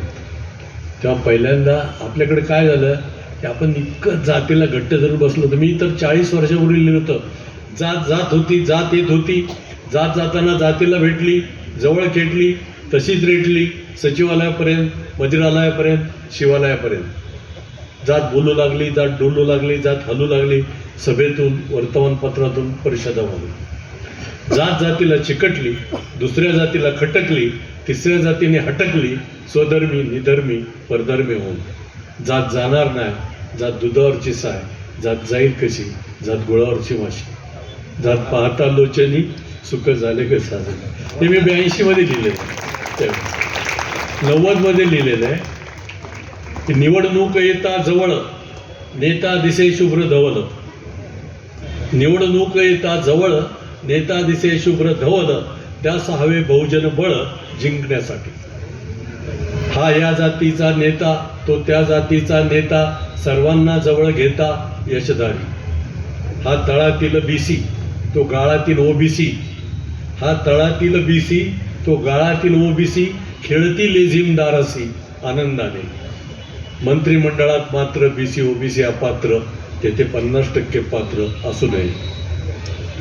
तर जे जे प्रश्न असती बिकट, ज्याचा गुंता नाही सुटत, जे जे प्रश्न असती बिकट, ज्याचा गुंता नाही सुटत, ते ते ठेवावे भिजत कुजविण्या. तर केली स्थापन समिती, येई आरक्षणागती. केली स्थापन समिती, येई आरक्षणागती, ऐसी आशा धरिती येडे खुळे. केली स्थापन समिती, येई आरक्षणागती, ऐसी आशा धरिती येडे खुळे. तर जे जे आठवले ते ते रामदासा सांगितले. जे जे आठवले ते ते रामदासा सांगितले. आणि आरक्षणाऐवजी मागितले सरकारी पद सरकारी, आरक्षणाऐवजी मागितले पद सरकारी. शेवटी हे 30 वर्षापूर्वी लिहिलं होतं. आता तुम्ही तेच चाललेलं आहे. काल माझा झीवर सिनेमा होता सरपंच भगीरथ. हा 12 साली मी डायरेक्ट केला होता. प्रोड्युसर शिवकुमार लाड प्रोडक्शनचा. सगळ्यात जात आत्ता जे काय तुम्ही 2 महिने पेपरमध्ये असतात त्याच्यावर सिनेमा होता. फ्लॉप झाला तो. आरक्षणाच्या विरोधात होता ना. तर कुठल्या जातीला आवडेल. माझ्या त्यात ते सांगणं होतं की दाखल्यावरची जात काढा. शाळेतल्या मी एकदा त्या शूटिंगमध्ये गेलो. ते एक शाळा बघितली जिल्हा परिषदची. बोर्डवर लिहिलं होतं किती बीसी, किती ओबीसी, किती एनटी, किती एसटी. अरे म्हणलं इथं बोर्डवर कशाला आहे. बोर्डवर नाही म्हणले ते त्याच्यात लिहावं लागतं रजिस्टरमध्ये किती ओबीसींनी खिचडी खाल्ली, किती बीसींनी खिचडी खाल्ली, किती एनटीनी खिचडी खाल्ली, हे तिथं नोंद करावं लागते म्हणे. म्हणजे शाळेत गेलं की त्या पोराला तू बीसी आहेस, तू ओबीसी आहेस, पण ते गोंधून घ्या ना कपाळावर डायरेक्ट. कशाला सर्टिफिकेट तरी पाहिजे. जन्माला की गोंधून टाकायचं हातावर नाही तर कपाळावर ना. सर्टिफिकेटच बघायची गरज. किती दिवस जात जात जात करत हा देश जगणार आहे. मी आता परवा दिवशी 13 आणि 14 जानेवारीला विरारला संमेलन घेतलं शोध मराठी माणसा. त्यात हा विषय ठेवलाय मनुस्मृती ते मंडल आयोग. हा विषय त्यात एक मनुस्मृतीबद्दल बोलणार आहे असं कडक समर्थक आहे. रावसाहेब कसबे आहेत दुसरे, आणि प्रवीण तापचे गायकवाड आहेत संभाजी ब्रिगेड. ते तिन्ही आहेत. आणि काय बोलायला काय बोलायचं ते बोलून टाका. पण जात काय परमेश्वराने निर्माण केली का. ती मानव निर्मित आहे. पण ती घेऊन बाबासाहेबांनी सुद्धा सांगितलं की काही दिवस या वर्गाला आरक्षणाची गरज आहे. तो ताट पाण्याने उभा राहीपर्यंत त्यांना हे बळ दिलं पाहिजे आणि ते मान्य आहे सगळ्यांना. काही वर्ष दिलंच पाहिजे, पण त्याचा कालावधी कधी ठरवणार? किंवा 2045-47 नंतर नसेल, 2030 नंतर नसेल, काहीतरी ठरवा ना. काहीतरी या आरक्षणाचा जो कालावधी आहे हा निश्चित करण्याची आता वेळ आलेली, त्याकडे कुणाचं लक्ष नाही. आपल्या प्रश्नाकडे कुणाचं लक्ष नाही. फक्त मतदार म्हणून बघायचं आणि भाषण करायचं. त्या ठिकाणी तुमच्या गल्लीत तुमच्या जातीची मतं किती त्याच्यावर तुमची लायकी अवलंबून आहे. तुमचे मतं कमी असतील तुम्हाला कुणी कुत्रं विचारणार नाही. त्या ठिकाणी इलेक्शन समोर ठेवून आपले प्रश्न ज्वलन. आज 140 कोटी या देशाची लोकसंख्या आहे. आता 150 कोटी होईल पुढच्या वर्षी, त्यानंतर 200 कोटी होईल 5 वर्षात. इतक्या लोकांना आपण पाणी देऊ शकतो का? वीज देऊ शकतो का? त्या लोकांना आपण नोकऱ्या देऊ शकतो का? आज तरी देऊ शकतो का? मग कुठं फॅमिली प्लॅनिंगचं एक, अरे ज्याला 2 पेक्षा जास्त मुलं होतील या जून नंतर त्याचं मतदार यादीतलं नाव काढा. आत्ता लोकसंख्येला आळा येईल. 2 पेक्षा अधिक मुलं असतील, मतदार यादीतलं नाव काढा, रेशन कार्ड बंद करा. त्या ठिकाणी मला सांगा, 200 कोटीचा जर भारत झाला तर आपली व्यवस्था, अर्थव्यवस्था कशी असते? करोनाने सांगितलं मला एकदा, धाकटा करोना थोरल्या करोनाला म्हणाला, धाकटा करोना थोरल्या करोनाला म्हणाला की जग झालं हिंडून, चल चायनाला जाऊ. जग झालं हिंडून, चल चायनाला जाऊ. इथं आला कंटाळा, वुहानमध्ये राहू. इथं आला कंटाळा, वुहानमध्ये राहू. तेव्हा थोरला करोना चिडला, म्हणला बारक्या गप, तिथे झालो अनिवासी, घरात कोण घेतील? तिथे झालो NRC ना, घरात कोण घेतील? ज्याने दिला जन्म तेच व्हॅक्सिन सुद्धा देतील. आणि बारक्या एक गोष्ट लक्षात ठेव, जगात विषाणूंचा एक महासंघ आहे. जगात सगळ्या विषाणूंची एक संघटना आहे. तुला माहीत नाही, तू छोटा आहेस. जगात विषाणूंचा एक महासंघ आहे आणि त्यांनी एक ठराव केलेला आहे. बारक्या म्हटलं काय केला आहे? तर जगातील विषाणूंचा एक ठराव आहे की जगातील विषाणूंचा एकच असतो नारा, जगातील विषाणूंचा एकच असतो नारा की लोकसंख्या वाढेपर्यंत भारत देश हमारा, लोकसंख्या वाढेपर्यंत भारत देश हमारा. ही लोकसंख्या वाढली तर हेच एकमेकांना विषाणूसारखे खायला लागतात. आज पहा ना, किती रोज किती जातीबद्दल बोलत आहे, किती कडवट बोलत आहे, आणि रोज 24 तास कोसळत आहे त्या टीव्हीवर. म्हणजे आपल्याला पर्याय नाही आता दुसरं. त्या ठिकाणी आपले प्रश्न काय? आपण वीज देऊ शकतो का? कित्येक ठिकाणी पहा विजेची काय परिस्थिती, लोड शेडिंग असते. एकदा वीज मंत्रीकडे चालले होते हवेली जुन्नरला, त्यावेळेस त्यांनी एक जाहीर केलं होतं, सगळीकडे सांगितलं होतं की आता विजेची बचत हीच विजेची निर्मिती. त्या वीज जपून वापरली पाहिजे लोकांनी. तर याचे जागोजागी बॅनर लावा. काय लावायचे? विजेची बचत हीच विजेची निर्मिती. मंत्रिमंडळाने ऑर्डर काढली की करोडो रुपये त्याच्यावर खर्च. मग मंत्री रस्त्याने चालले गाडीने, त्याने ड्रायव्हरला त्याने गाडी वळव, एका खेड्यात घे. गाडी वळली, वळसे घेत गाडी एका खेड्यात आली. रस्ता वाकडा तिकडा होता म्हणून वळसे घेत वीज मंत्र्याची गाडी खेड्यात आली. एका खेड्याच्या बाहेर उभे राहिले विशीच्या. बघतायत तर मोठं बॅनर लागलेलं, विजेची बचत हीच विजेची निर्मिती. तर मंत्री महोदयाने आनंद झाला की जाहिरात तर नीट चालली. मंत्र्याच्या गाड्या पाहून गाव गोळा झालं. मंत्र्याने गावकऱ्यांना विचारलं की बोर्ड वाचला का? गावकरी म्हटलं नाही. काय लिहिले त्यावर? म्हणजे तुम्हाला वाचता येत नाही? म्हणजे नाही. गावात कुणालाच वाचता येत नाही? म्हणजे नाही. गावात शाळा नाही? म्हणजे नाही. मंत्र्याला आश्चर्य वाटलं की आपण बोर्ड लावल्यानंतर तर कुणालाच वाचता येत नाही. मंत्री नाराज झाले. गावकऱ्यांना म्हटले अहो असं काय करता, जग कुठं चाललंय? गावकरी म्हटले कुठं चाललंय? अहो असं करू नका, गावात शाळा काढा. म्हणजे कशाला? पोरं शाळेत जातील. म्हणजे कशाला? ते शिकतील. म्हणजे कशाला? अहो त्यांच्या ज्ञानात वाढ होईल. शाळेत जातील, शिकतील, त्यांच्या ज्ञानात वाढ होईल. गावकरी म्हणजे नको नको, बरेच असे अडाणी निदान शेतात तरी कामाला येत आहेत, नाहीतरी शिकून कुठे नोकऱ्या मिळत आहेत. मंत्री म्हटले तसं नाही हो, शिकवा पोरांना, शाळा काढा, शाळेत घाला, त्यांच्या ज्ञानात वाढ होईल, त्यांच्या ज्ञानात वाढ होईल. गावकरी म्हटले हो मंत्री महोदय, आम्ही ठरवलंय शाळा काढायची नाही, शिकायचं नाही, ज्ञानात वाढ अजिबात करायची नाही, कारण ज्ञानाची बचत ही ज्ञानाची निर्मिती. अरे वीज निर्माण करा, नको लोकांना पहा, लोकसंख्येवर आणा, सगळं ताबा ठेवा. काय परिस्थिती इतकी चित्र विचित्र आहे ना.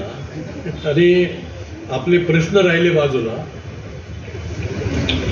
कारण नाही त्या प्रश्नावर सगळ्या तरुणांची शक्ती वाया चालली, जाती देशावरून धर्म देशावर. एक कविता, त्या कवितेत सगळे विषय, म्हणजे माझा 2 तासाचं भाषण येईल असं 3 मिनिटात भाषण करतो आणि थांबतो, कारण मी काय बोलायला आलो की विषयांतर खूप होतं त्या ठिकाणी. तर एकच इथं जे तरुण मुलं आहेत त्यांना मला सांगायचं की बाबांनो, तुम्हाला निश्चित प्रत्येकाला परमेश्वराने काही ना काही कला दिली. म्हणजे सगळे परीक्षेतच पास झालं पाहिजे, सर्टिफिकेटमध्येच A ग्रेड मिळाला हे डोक्यातलं काढा. तुम्हाला जो आवडतो तो व्यवसाय शिका, त्याचं इंजिनिअरिंगमध्ये शिका, व्यवस्थित जा पुढे, जग आपलं आहे. ते एक कविता अशी नाही, ही करोनाने सांगितलेली कविता आहे. करोनाच्या काळात तुम्हाला माहिती, करोनाचे जे फोटो आले पहिल्यांदा वर्तमानपत्रात, काटेरी चेंडूसारखे फोटो आले आणि ते सूर्यफुलासारखे दिसत होते, लाल पिवळे निळे असे. काही बायकांना तर ते डिझाईन इतकं आवडलं की कापड दुकानात जाऊन या प्रिंटची साडी का म्हणली, इतकं आवडलं. इतका सुंदर विषाणू जगात नसेल दुसरं. हे रंगीबेरंगी काटेरी चेंडू, रंगीबेरंगी काटेरी चेंडू अंगाभोवती घोंगावू लागले, रंगीबेरंगी काटेरी चेंडू अंगाभोवती घोंगावू लागले. मी हात उगारणार तोच त्या काटेरी चेंडूंना काटेरी हात फुटले, काटेरी चेंडूंना काटेरी हात फुटले. हिरवे काटेरी, केसरी काटेरी, निळे काटेरी, हिरवे काटेरी, केसरी काटेरी, निळे काटेरी. त्या सर्व काटेरी हातांनी मला अलगद उचलले, उंच हवेत फेकले आणि मी एका झाडाच्या फांदीवर दंदिशी आदळलो, कळवळलो. तेव्हा तो पहिला काटेरी चेंडू म्हणाला, बोल बोल या झाडावरचे पक्षी गेले कुठे, बोल या झाडावरचे पक्षी गेले कुठे. मी फांदीला धरून उठणार तोच त्या काटेरी हातांनी मला पुन्हा अलगद उचलले, उंच हवेत फेकले आणि मी एका उंच इमारतीच्या टेरेसवर दंदिशी आदळलो, कळवळलो. तेव्हा तो दुसरा काटेरी चेंडू म्हणाला, बोल बोल या टॉवर खालची झाडे, त्या टॉवर खालची झाडे गेली कुठे. मी केबलला धरून उठणार तोच त्या काटेरी हातांनी मला पुन्हा अलगद उचलले, उंच हवेत फेकले आणि मी एका हायवेच्या टोलनाक्याच्या टपावर, हायवेच्या टोलनाक्याच्या टपावर दंदिशी आदळलो आणि घसरत घसरत सर्व्हिस रोडच्या खडीवर जाऊन पडलो, कळवळलो. तेव्हा तिसरा काटेरी चेंडू म्हणाला, बोल बोल या हायवे खालची, बोल या हायवे खालची माणसे जोडणारी पाऊलवाट, या हायवे खालची माणसे जोडणारी पाऊलवाट गेली कुठे. मी खडीवरून उठणार तोच त्या काटेरी हातांनी मला पुन्हा अलगद उचलले, उंच हवेत फेकले आणि संसदेत जाऊन मी दंदिशी आदळलो, कळवळलो. माझ्या भोवती घोंगावणारे ते काटेरी चेंडू दिसताच सभागृह रिकामे झाले. तेव्हा तो चौथा काटेरी चेंडू म्हणाला, बोल बोल या सभागृहात, बोल या सभागृहात चांगले सदस्य पाठवणारे मतदार यादीतील चांगले मतदार गेले कुठे.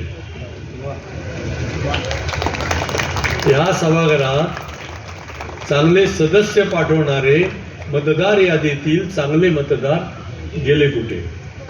मी राजदंड धरून उठणार तोच त्या काटेरी हातांनी मला पुन्हा अलगद उचलले, उंच हवेत फेकले आणि मी एका हॉस्पिटल बाहेर उभ्या असलेल्या ॲम्ब्युलन्सवर दनदिशी आदळलो आणि घसरत घसरत ऑक्सिजनच्या सिलेंडरवर जाऊन पडलो, कळवळलो. तेव्हा तो 5वा चेंडू म्हणाला, 5वा काटेरी चेंडू म्हणाला, बोल बोल तुझा ईश्वर राहतो कुठे, बोल तुझा ईश्वर राहतो कुठे, शोध घे अन्यथा मी पुन्हा येईन, मी पुन्हा येईन, मी पुन्हा येईन. आपल्याला हवा असलेला ईश्वर आपल्या आवडत्या ग्रंथात आहे, पुस्तकात आहे. तो आपणच शोधायचा आहे आणि आपल्या जगण्याच्या दिशा आपणच शोधायच्या.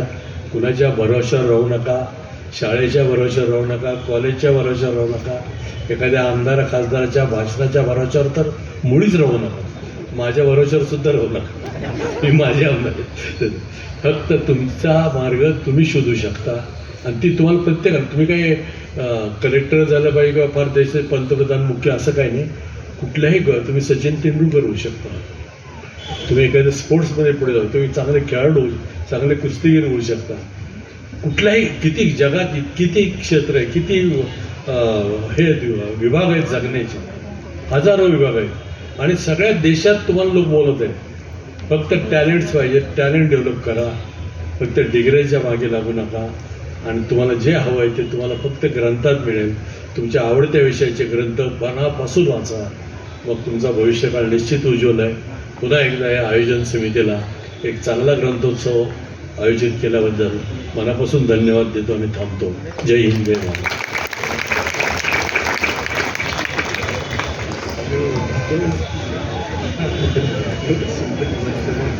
धन्यवाद सर. विद्यार्थ्यांना खूप छान अशा संदेश देत देत सरांनी आपले वक्तव्य पुढं नेलं. मदत करणारे खूप आहेत, फक्त तुम्ही पुढे जाण्याची इच्छा ठेवा. हा एक सुंदर संदेश आपल्याला या ठिकाणी मिळाला. सरांच्या वक्तव्यातून तुम्ही कुठेही जा, कुठल्याही क्षेत्रात जा, तर काय करायचं नाही एवढं लक्षात ठेवा. खूप सुंदर विचार आणि नानांच्या एवढ्या सुंदर चारोळ्यानंतर आणि भाषणानंतर एक सायन्सचा विद्यार्थी काय बोलणार, पण तरी देखील एक औपचारिकता म्हणून अध्यक्षाने थोडंसं बोलायचं. ग्रंथ महोत्सवाच्या सांगता समारंभाच्या निमित्तानं व्यासपीठावर उपस्थित असलेले या कार्यक्रमाचे प्रमुख अतिथी आदरणीय रामदासजी फुटाणे साहेब,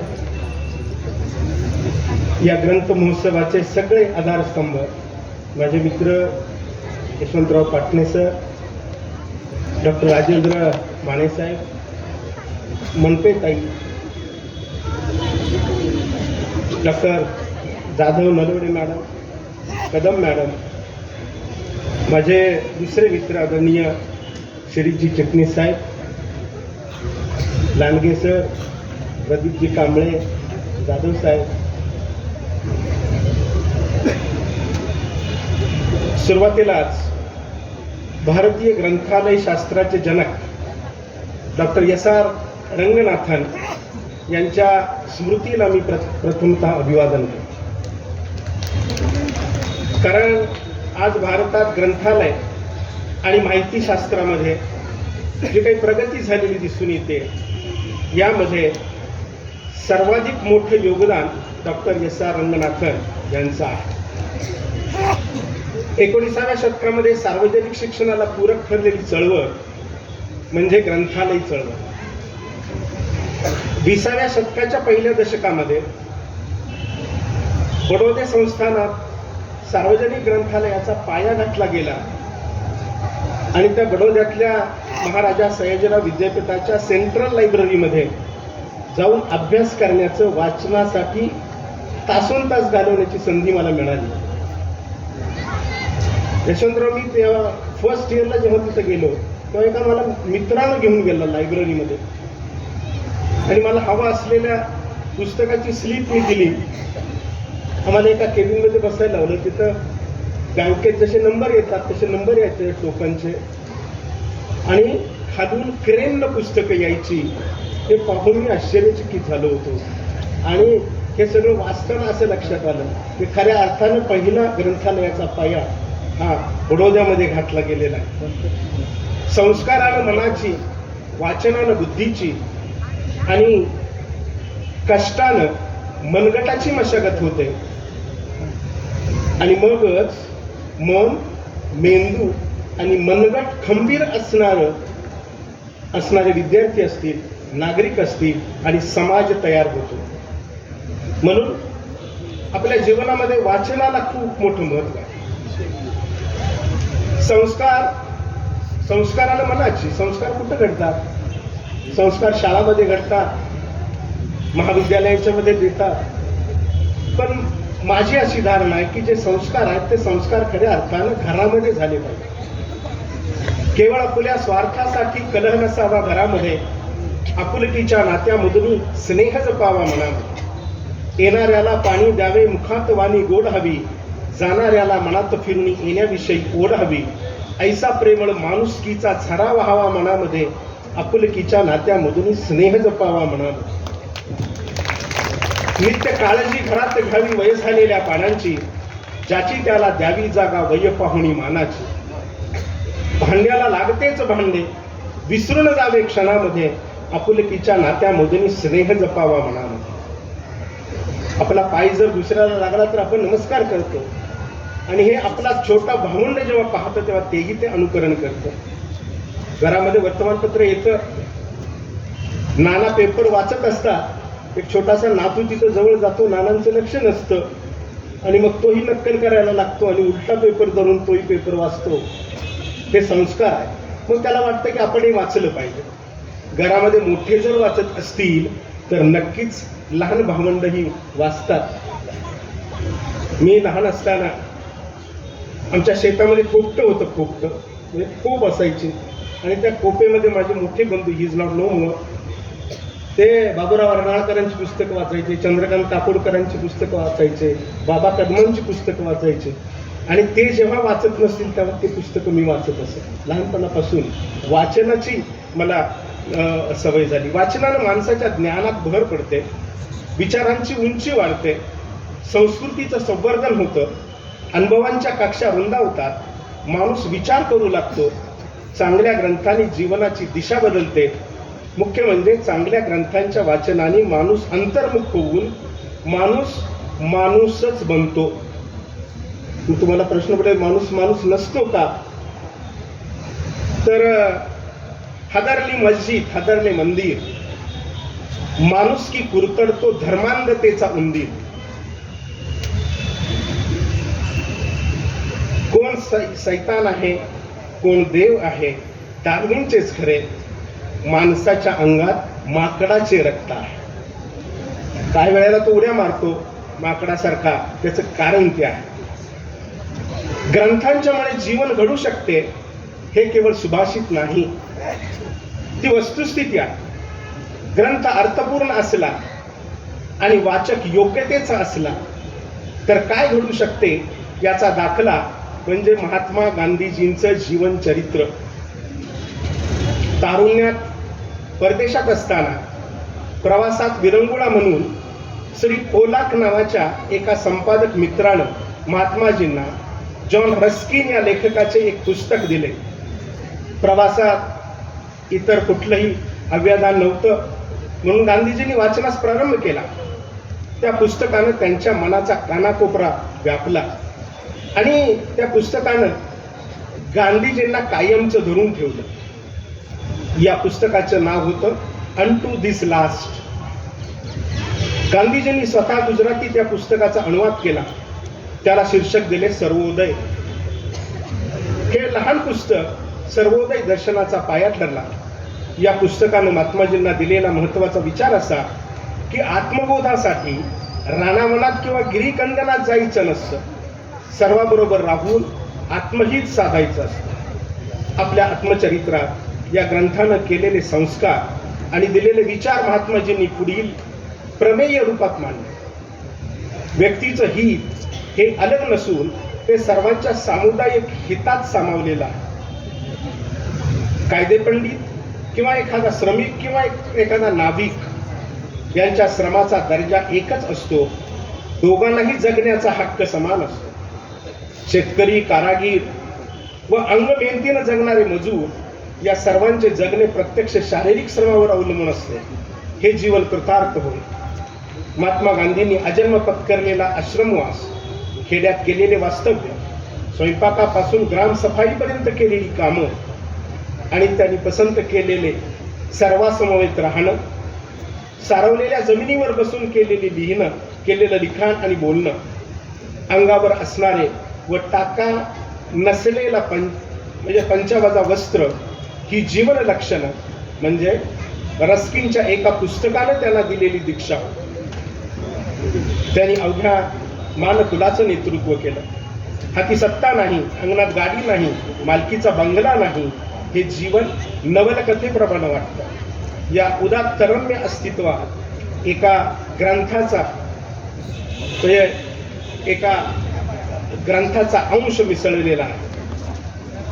जसं महात्मा गांधीजींना एका ग्रंथानं त्यांचं चरित्र बदलवलं, तसं स्वामी विवेकानंद आपल्या भारत यात्रेत 2 पुस्तकं बरोबर वागवत असत. एक होती गीता आणि दुसरं ते थॉमस केम्पी या लेखकाचं इमिटेशन ऑफ क्राइस्ट.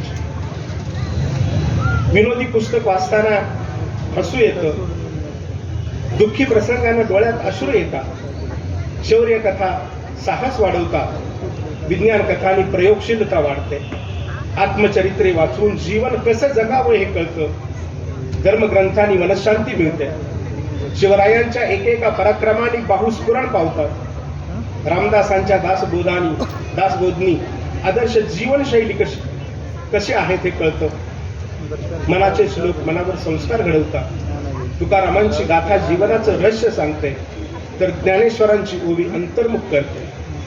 आपलं घर सुसंस्कृत होतं. आपल्याला मिळालेल्या ज्ञानाचा उपयोग समाजासाठी करावा. जे जे आपणासी ठावे ते ते इतरांशी सांगावे, शहाणे करून सोडावे सकल जन, हे ग्रंथ सांगतात. मधमाशा जशा कणकण गोळा करून मधाचं पोळं बनवतात, तसं ज्ञानाच्या एक एक कणाने ज्ञानाचं भांडार, ज्ञानाचं पोळं तयार होतं आणि त्यातील विचाररूपी मधाची गोडी जीवन अधिक मधुर आणि गोड बनवतात. डॉक्टर यशवंत पाटणे सरांचं सुंदर जगणं याचेच प्रतीक आहे. त्यांच्या चंदनाच्या पावलाने सर्व हातांना सुवासित केलं, अनेक लोकांना आनंदित केलं. गिरीजी चिटणीस असतील, डॉक्टर राजेंद्र माने असतील, डॉक्टर पाटणे सर असतील, माझा प्रदीप असेल, लांडगे सर असतील, ही मंडळी भेटली की 6वं सुख मिळालं असं वाटतं. लहानपणी पाठ केलेल्या ज्या कविता आहेत त्या मोठेपणी आनंद देतात. मला अजूनही माझ्या बालपणीच्या कविता आठवतात. म्हणजे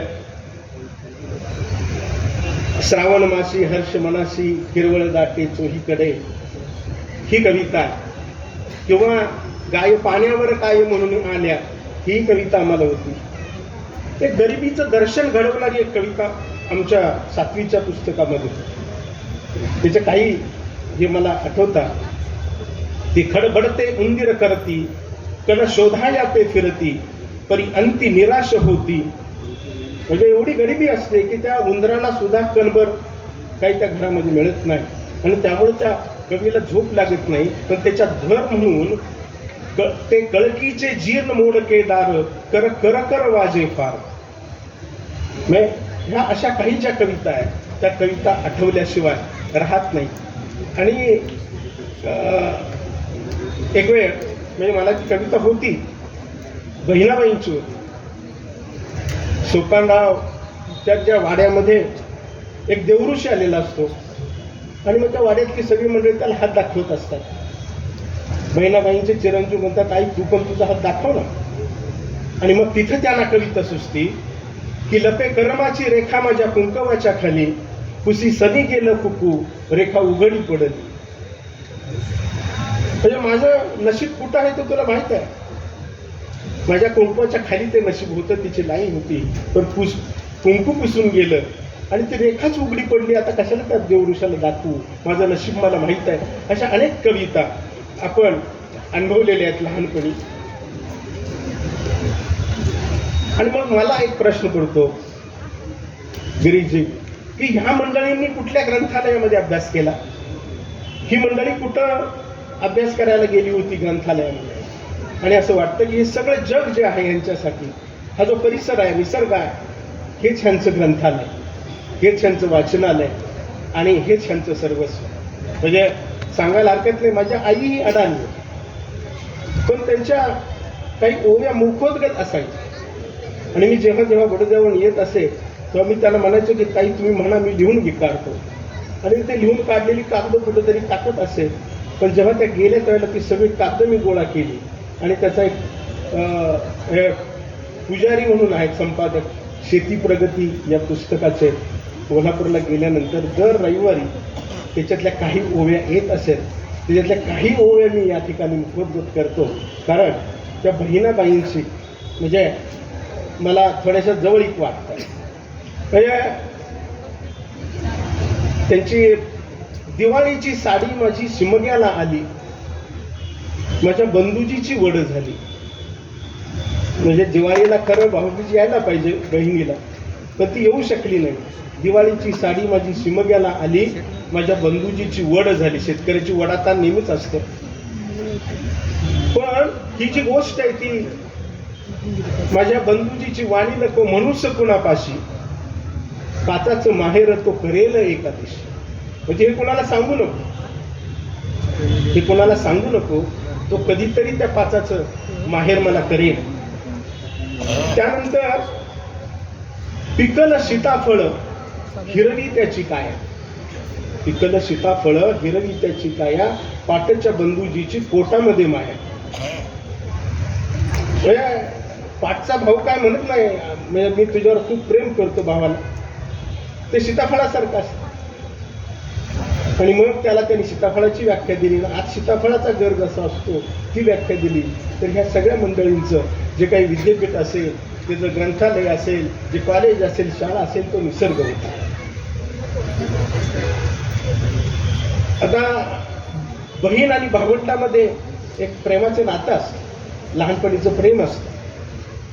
बनी भावंडांच्या बालपणीच्या फिरती, ज्ञानोबा शेजारी मुक्ताबाईची मूर्ती. पण आता हे प्रेम पुढं पुढं जरा कठीण होत जातं, आणि मग एकमेक वाटण्यावर येतात. त्याची एक ओवी आहे, पिकला उंबर शेंड्या बुडक्याशी लाली लाल. त्या माहेरचा उंबर पिकलाय, उंबर आपल्याला माहिती आहे का, बुडक्यापर्यंत त्याला ते फळं येत असतात. पिकला उंबर शेंड्या बुडक्याशी लाली लाल, बंधूजी बोलत त्याचं चौथाही घ्यायला चल. ती वाटणी चौथी तुझी काय असेल ती घ्यायला चल. तेव्हा ती सुसंस्कृत बहीण म्हणते की चौथाही तुझी तुला, एका चोळीची आशा मला. वर्षातून एक चोळी घे, मला काय तुझी चौथाही नाही. पण अलीकडच्या काळात मला वाटते त्या सिग्नेचरसाठी भांडाभांडी होती, मारामारी होती. म्हणजे हे जे संस्कार आहेत ते संस्कार पुन्हा येण्याची गरज आहे असं मला वाटतं. म्हणजे मध्यंतरी मग अशी मी बोललो राजेंद्र माने सरांना की त्यांचा एक लेख माझ्या वाचनामध्ये आला, आणि त्यांनी आपले या ग्रंथ महोत्सवाचं वर्णन केलंय. पण पहिल्या पॅरेग्राफमध्ये एक छोटा 2.5 वर्षाचा मुलगा, आणि त्याचं कौतुक त्याची आई सांगते की बघा ह्या मोबाईलचं सगळं येत आहे आणि हा खूप हुशार आहे वगैरे वगैरे. आणि त्यालाच पकडून मला वाटतं एका सासूबाईंनी तिच्या सुनेला एक मेसेज केला. आता तो मेसेज काय आहे ते तुम्हाला वाचून दाखवतो. सासूनं वैतागून केलेला व्हॉट्सअप मेसेज, म्हणजे जी सारखी मोबाईल घेऊन बसत असते, मुलालाही मोबाईल वापरून देत असते वगैरे वगैरे. पाया पडते सुनबाई बंद कर तुझी चाल, पहिलं तुझं व्हॉट्सअप चुलीमंदी घाल. रोज नवीन नवीन ड्रेस नवं काढतीस फोटो, रडून रडून उपाशी झोपून जातो छोटू. दीपिका फिपी बदलण्याच्या नादात करपून जाते डाळ, पहिलं तुझं व्हॉट्सअप चुलीमंदी जा. लगीन झाले आपलं शहाण्यासारखं वागावं, 4 दिवसाचं सासू सासरं गोड तोंड भरून बोलावं. आम्ही मरून गेल्यावर बस वाजवी टाळ, पहिलं तुझं व्हॉट्सअप चुलीमंदी जा. रोज एक मेनू बनवतेस, वाजवतेस झोपाई 12. पुलाव असतो चांगला, पण त्यात दगड अन गारा. टून टून वाजतो फोन, पोरी लक्ष थोडं टाळ. पहिलं तुझं व्हॉट्सअप चुलीमध्ये जा. डोळ्याला लागला चष्मा, अंगठा होईल बाद. खरंच सांगते सुनबाई, हे चांगला नाही नाद. मान्य आहे दुनिया चंद्रावर गेली, पण मान सर्वांचा पाळ. नाहीतर पोटातूनच नेटकॅप माराय सांगल बाळ. पाया पडते सुनबाई, व्हॉट्सअप चुलीमंदी जा. मग अशी सरांनी माझा उल्लेख कुलगुरू वगैरे अशा पद्धतीनं केला आणि मला वाटायला लागलं की आपण कुलगुरू कुणामध्ये झालो? आपल्या आईवडिलांच्यामुळे झालो. ते कुठल्या विद्यापीठात शिकले नव्हते, कुठल्या कॉलेजला गेले नव्हते, अडाणी होते. तर मी त्याला उपमा देतो की हे आमच्या पिढीतले जे काही पालक होते, ते पालक हे अडाणी विद्यापीठाचे कुलगुरू प्रकुलगुरू होते. त्याचं कारण काय? आम्हाला संस्कार कुठले दिले? कुणाच्या वाळल्या पाचोळ्यावर पाय ठेवू नको. हे आहे कुठल्या विद्यापीठात? चांगल्याचं बोचकं बांधावं आणि वाईट गंगार्पण करावं आहे कुठल्या विद्यापीठात? कुठल्या सिलेबसमध्ये? किंवा नापास झाल्यानंतर, म्हणजे सायन्स कॉलेजला होतो, 6 महिना नापास झालो, त्याला तिथले प्राचार्य पत्र पाठवायचे आमचा 6 महिन्याचा निकाल, आणि त्याच वेळेला दिवाळीची सुट्टी लागलेली. आमच्या अगोदर ते पत्र तिथं पोचलं, आम्ही पोचलो. माझं कुटुंब मोठं, म्हणजे आम्ही जेवण करून बसलेलो अंगणामध्ये. माझ्या चेहऱ्यावरची नाराजी वडिलांनी पाहिली असेल, तेव्हा ते आपलं सहज बोलून गेले की जे अवघड आहे, मी सायन्सला होतो ना, जे अवघड आहे ते सोपं करायला शिकलं पाहिजे. जे सोपं आहे ते सहज करता आलं पाहिजे. जे सहज केलंय ते सुंदर करता आलं पाहिजे, आणि जे सुंदर केलंय ते जतन करता आलं पाहिजे. हे कुठल्याही विद्यापीठातल्या कुलगुरूंनी आत्तापर्यंत मार्गदर्शन केलेलं नसावं, तर हे न शिकलेली अडाणी आमचे पिता माता हे करत होते. तुला कावळा व्हायचंय का राजहंस व्हायचंय? तुझं तू ठरव. कावळा काय करतो तुला माहित आहे? राजहंस काय करतो? तो दूध का दूध, पाणी का पाणी. म्हणजे सोन्याची मुळी खान नसावी, देह बनावा सोने. पैसा अडका हवा कशाला, शब्द बनावे नाणे. त्या नाण्याला 2 बाजू, दोन्हीवरती सत्य असावे. असत्याच्या मानेवरती सत्याचे ते भूत बसावे. हे जे संस्कार आहे, हे संस्कार अडाणी लोकांनी दिले, आणि म्हणून आम्ही कदाचित तिथपर्यंत गेलो. ज्या ग्रंथालयांचा फायदा जास्त विद्यार्थी घेतात, शिक्षक घेतात, ते शिक्षकही या युगावरती, हे युग कुठलं आहे? LPGचं युग आहे. Liberalisation, privatisation, globalisation.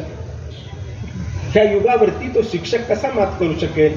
तर तो शिक्षकही LPGच असला पाहिजे, तो लीडर असला पाहिजे, तो फिलॉसॉफर असला पाहिजे, तो गाईड असला पाहिजे. मगच ही जी काही पिढी आहे, ही पिढी सुसंस्कृत आणि सज्जन पिढी निर्माण होईल. आपण या कार्यक्रमाच्या निमित्तानं या ठिकाणी उपस्थित आहात. आदरणीय रामदास फुटाणे साहेबांचं सुंदर भाषण आपण ऐकलं, चुटके ऐकले, आणि ते संपू नयेत असं वाटलं. मला वाटलं की आता मला काही बोलावं लागायचंच नाही, अध्यक्ष असलो तरी. पण या वयामध्ये 81 वर्षामध्ये एवढा प्रवास करून इथं आले, आणि सत्यस्थिती, ही सत्यस्थिती बदलतच नाही.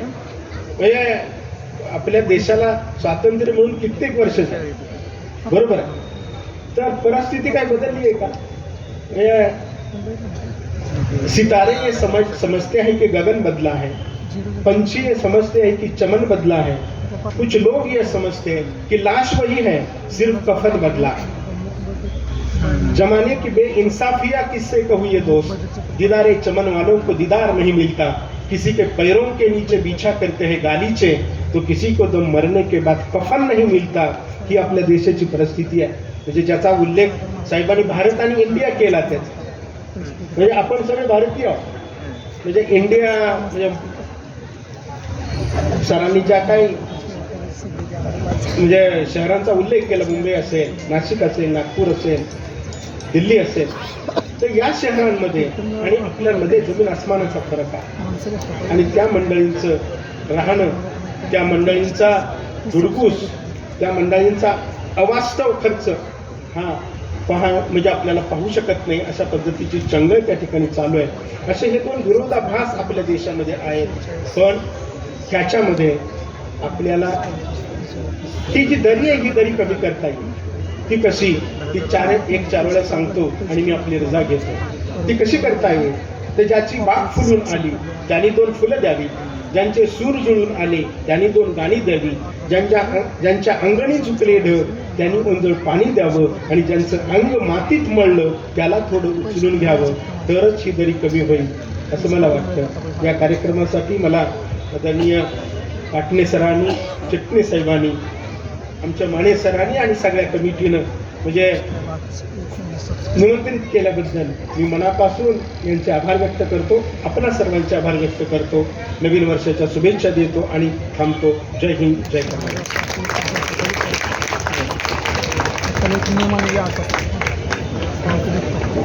धन्यवाद सर. गेले 4 दिवस चालू असलेल्या या ग्रंथ सोहळ्याला सुरुवात ही जवळजवळ 2 महिन्यापासून होत असते. ऑक्टोबर नोव्हेंबरपासून एक विषय एक चर्चा चालू होते आणि ग्रंथ महोत्सवाला जानेवारीमध्ये एक मूर्त स्वरूप येतं. हे सगळं करण्यासाठी अनेक जण या कामासाठी मदत करत असतात, झटत असतात आणि आमच्या साऱ्या ग्रंथ महोत्सव समितीला पुढे नेत असतात, आधार देत असतात. ग्रंथालयाची ही पालखी, ग्रंथाची पालखी, विचारांची पालखी खांद्यावरून घेऊन जात असताना त्याला अनेक भुई, अनेकांचे हात लागतात, अनेकांचे खांदे लागतात. या सगळ्यांचा उल्लेख आणि स्वागत त्यांचं करणं इथं शक्य नसतं, पण तरीसुद्धा आम्ही बऱ्याच जितक्या जणांचा उल्लेख आणि त्यांचा सत्कार करता येईल तेवढे आम्ही करत असतो.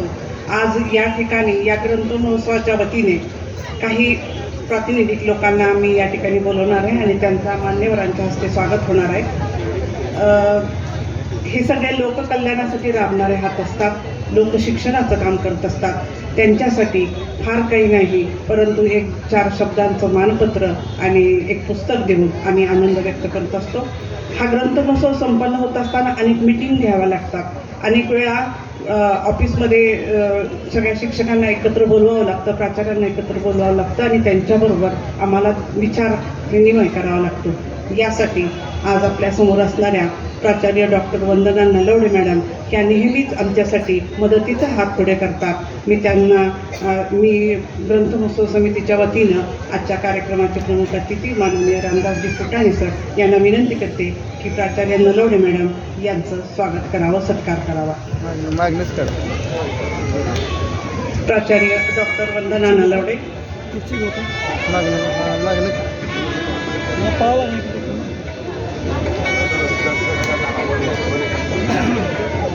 प्रत्येकाच्या हातात ताकद असते, बळ असतं, परंतु दुसऱ्याला हात देण्याचा जो काही भाग असतो तो प्रत्येकाकडे असतोच असं नाही. तर आम्ही मारलेल्या हाकेला पटकन आपला हात पुढे करून मदत करणाऱ्या डॉक्टर वंदनाताई नलवडे. यानंतर जिल्हा परिषदेमधील एक संजय जाधव म्हणून आहेत. ते आम्हाला असंच कोणत्याही पद्धतीने कुठल्याही वेळेला एखादं पत्र तयार करायचं आहे किंवा एखाद्या मदतीसाठी त्यांना विचारणा केली की ते पटकन आपल्या वेळ काळ न बघता आम्हाला मदत करतात. ते माननीय श्री संजय जाधव सर यांचंही फुटाणे सरांच्या हस्ते स्वागत.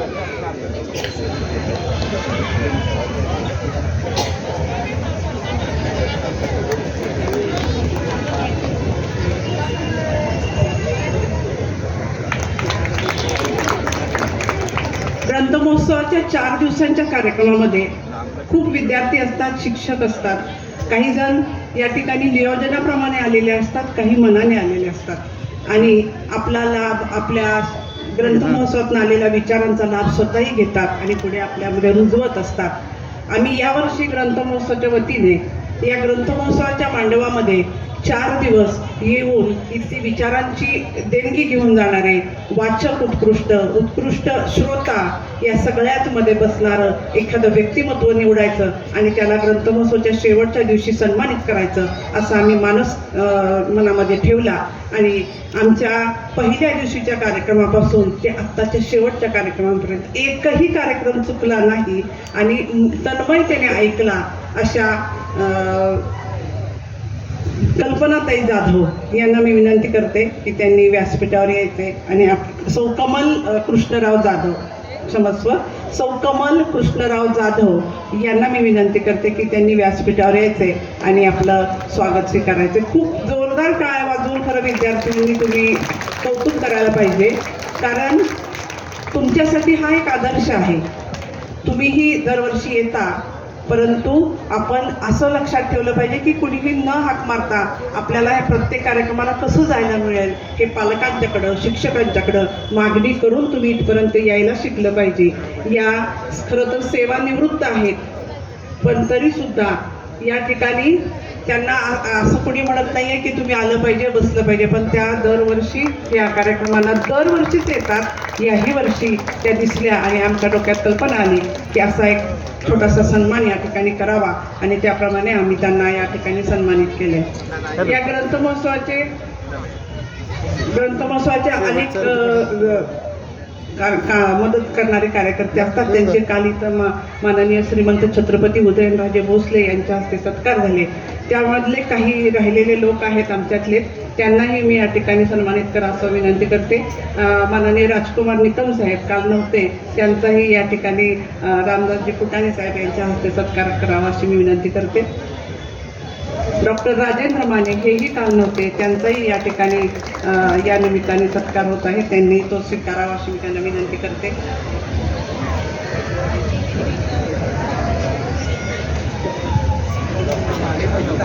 सांगितलं की डॉक्टर माने.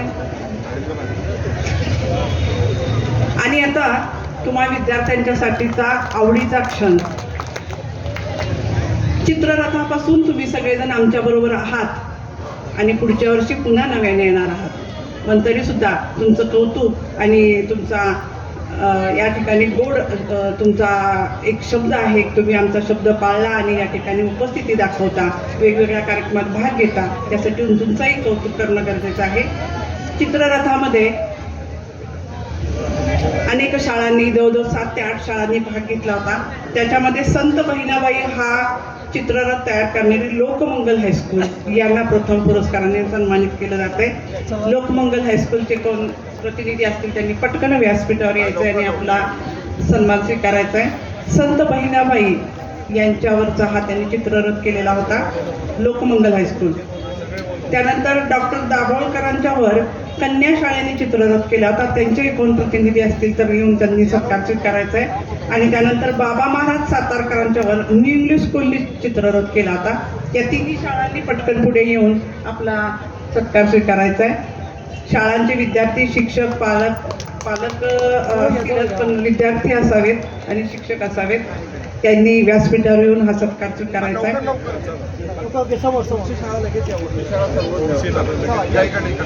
चित्ररथानंतर रविवारी म्हणजे काल आपण विविध कार्यक्रम या ठिकाणी सांस्कृतिक संपन्न झाले.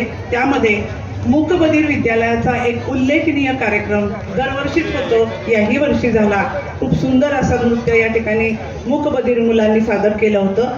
काल जे होते त्यांना माहितीच असेल, परंतु मी मान्यवरांसाठी सांगते आणि जे नसतील त्यांनाही माहितीसाठी सांगते की या मुलांना ऐकता येत नाही, बोलता येत नाही, परंतु तरीसुद्धा सरांनी दिलेल्या सूचनांवर इतके सुंदर पद्धतीने हावभावाच्या आणि सरांच्याकडे लक्ष देऊन त्यांनी आपलं सुंदर नृत्य या ठिकाणी सादर केलं होतं. त्याच्यामध्ये कुठलाही शब्द नव्हता, भाषा नव्हती, वाद्याच्या तालावर त्यांनी सुंदर नृत्य सादर केलं. त्यांना विशेष पुरस्कार दरवर्षीच आपण या ठिकाणी देतो. समता शिक्षण मंडळाचं मूकबधीर विद्यार्थ्यांचं विद्यालय, त्यांचा या ठिकाणी सन्मान. त्यानंतर महात्मा फुले DED कॉलेजच्या विद्यार्थी कोण होत्या त्यांनी या ठिकाणी यायचे, त्यांचाही काल परीक्षा असताना सुद्धा त्यांनी परीक्षेच्या आधी या ठिकाणी येऊन आपला सांस्कृतिक कार्यक्रम सादर केला, त्याही यानंतर तयार होतील. महात्मा फुले DED कॉलेजच्या विद्यार्थिनी. आणि त्यानंतर माध्यमिक आणि प्राथमिक विभागाकडे मी वळणार आहे. प्राथमिक विभागामध्ये फक्त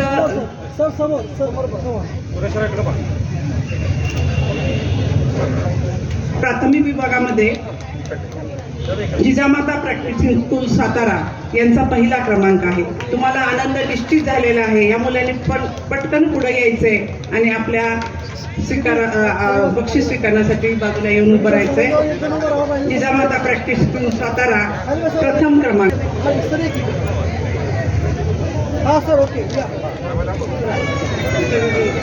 त्यानंतर नवीन मराठी प्राथमिक शाळा द्वितीय क्रमांक आहे, त्यांनीही तयार राहायचंय. आणि त्यानंतर आबासाहेब मुले शाळा आली आहे का? जागेवर फक्त हात वर करा. आपल्याला तृतीय क्रमांक मिळालेला आहे. आणि त्यानंतर ज्ञानदीप विद्या मंदिर शाळा क्रमांक 16 यांना उत्तेजनार्थ दिलेला आहे. आपल्या समोर आता इकडे बघा म्हणा त्या मुलाला इकडे बघते पुढे बघा. खाली बसा थोडंसं खाली बसा खाली बसा. हा ओके समोर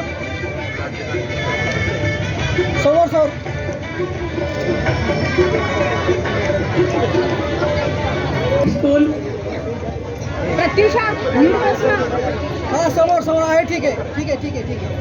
हा समोर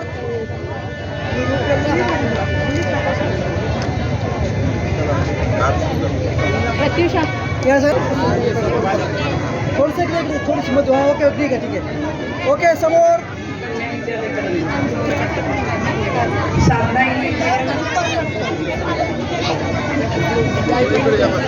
या सर ना चला. हा रेडी सर.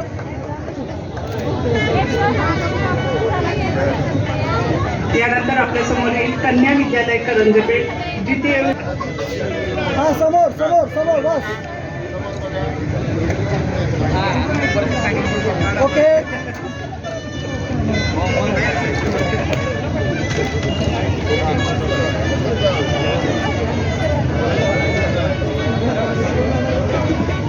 कसं दुखायला. रेडी. आणि तिसरा क्रमांक आहे हिंदवी पब्लिक स्कूल.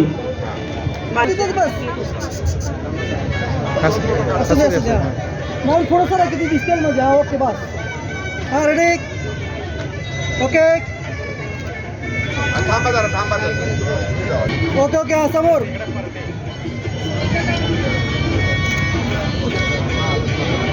हा चला चला खाली तिकडून.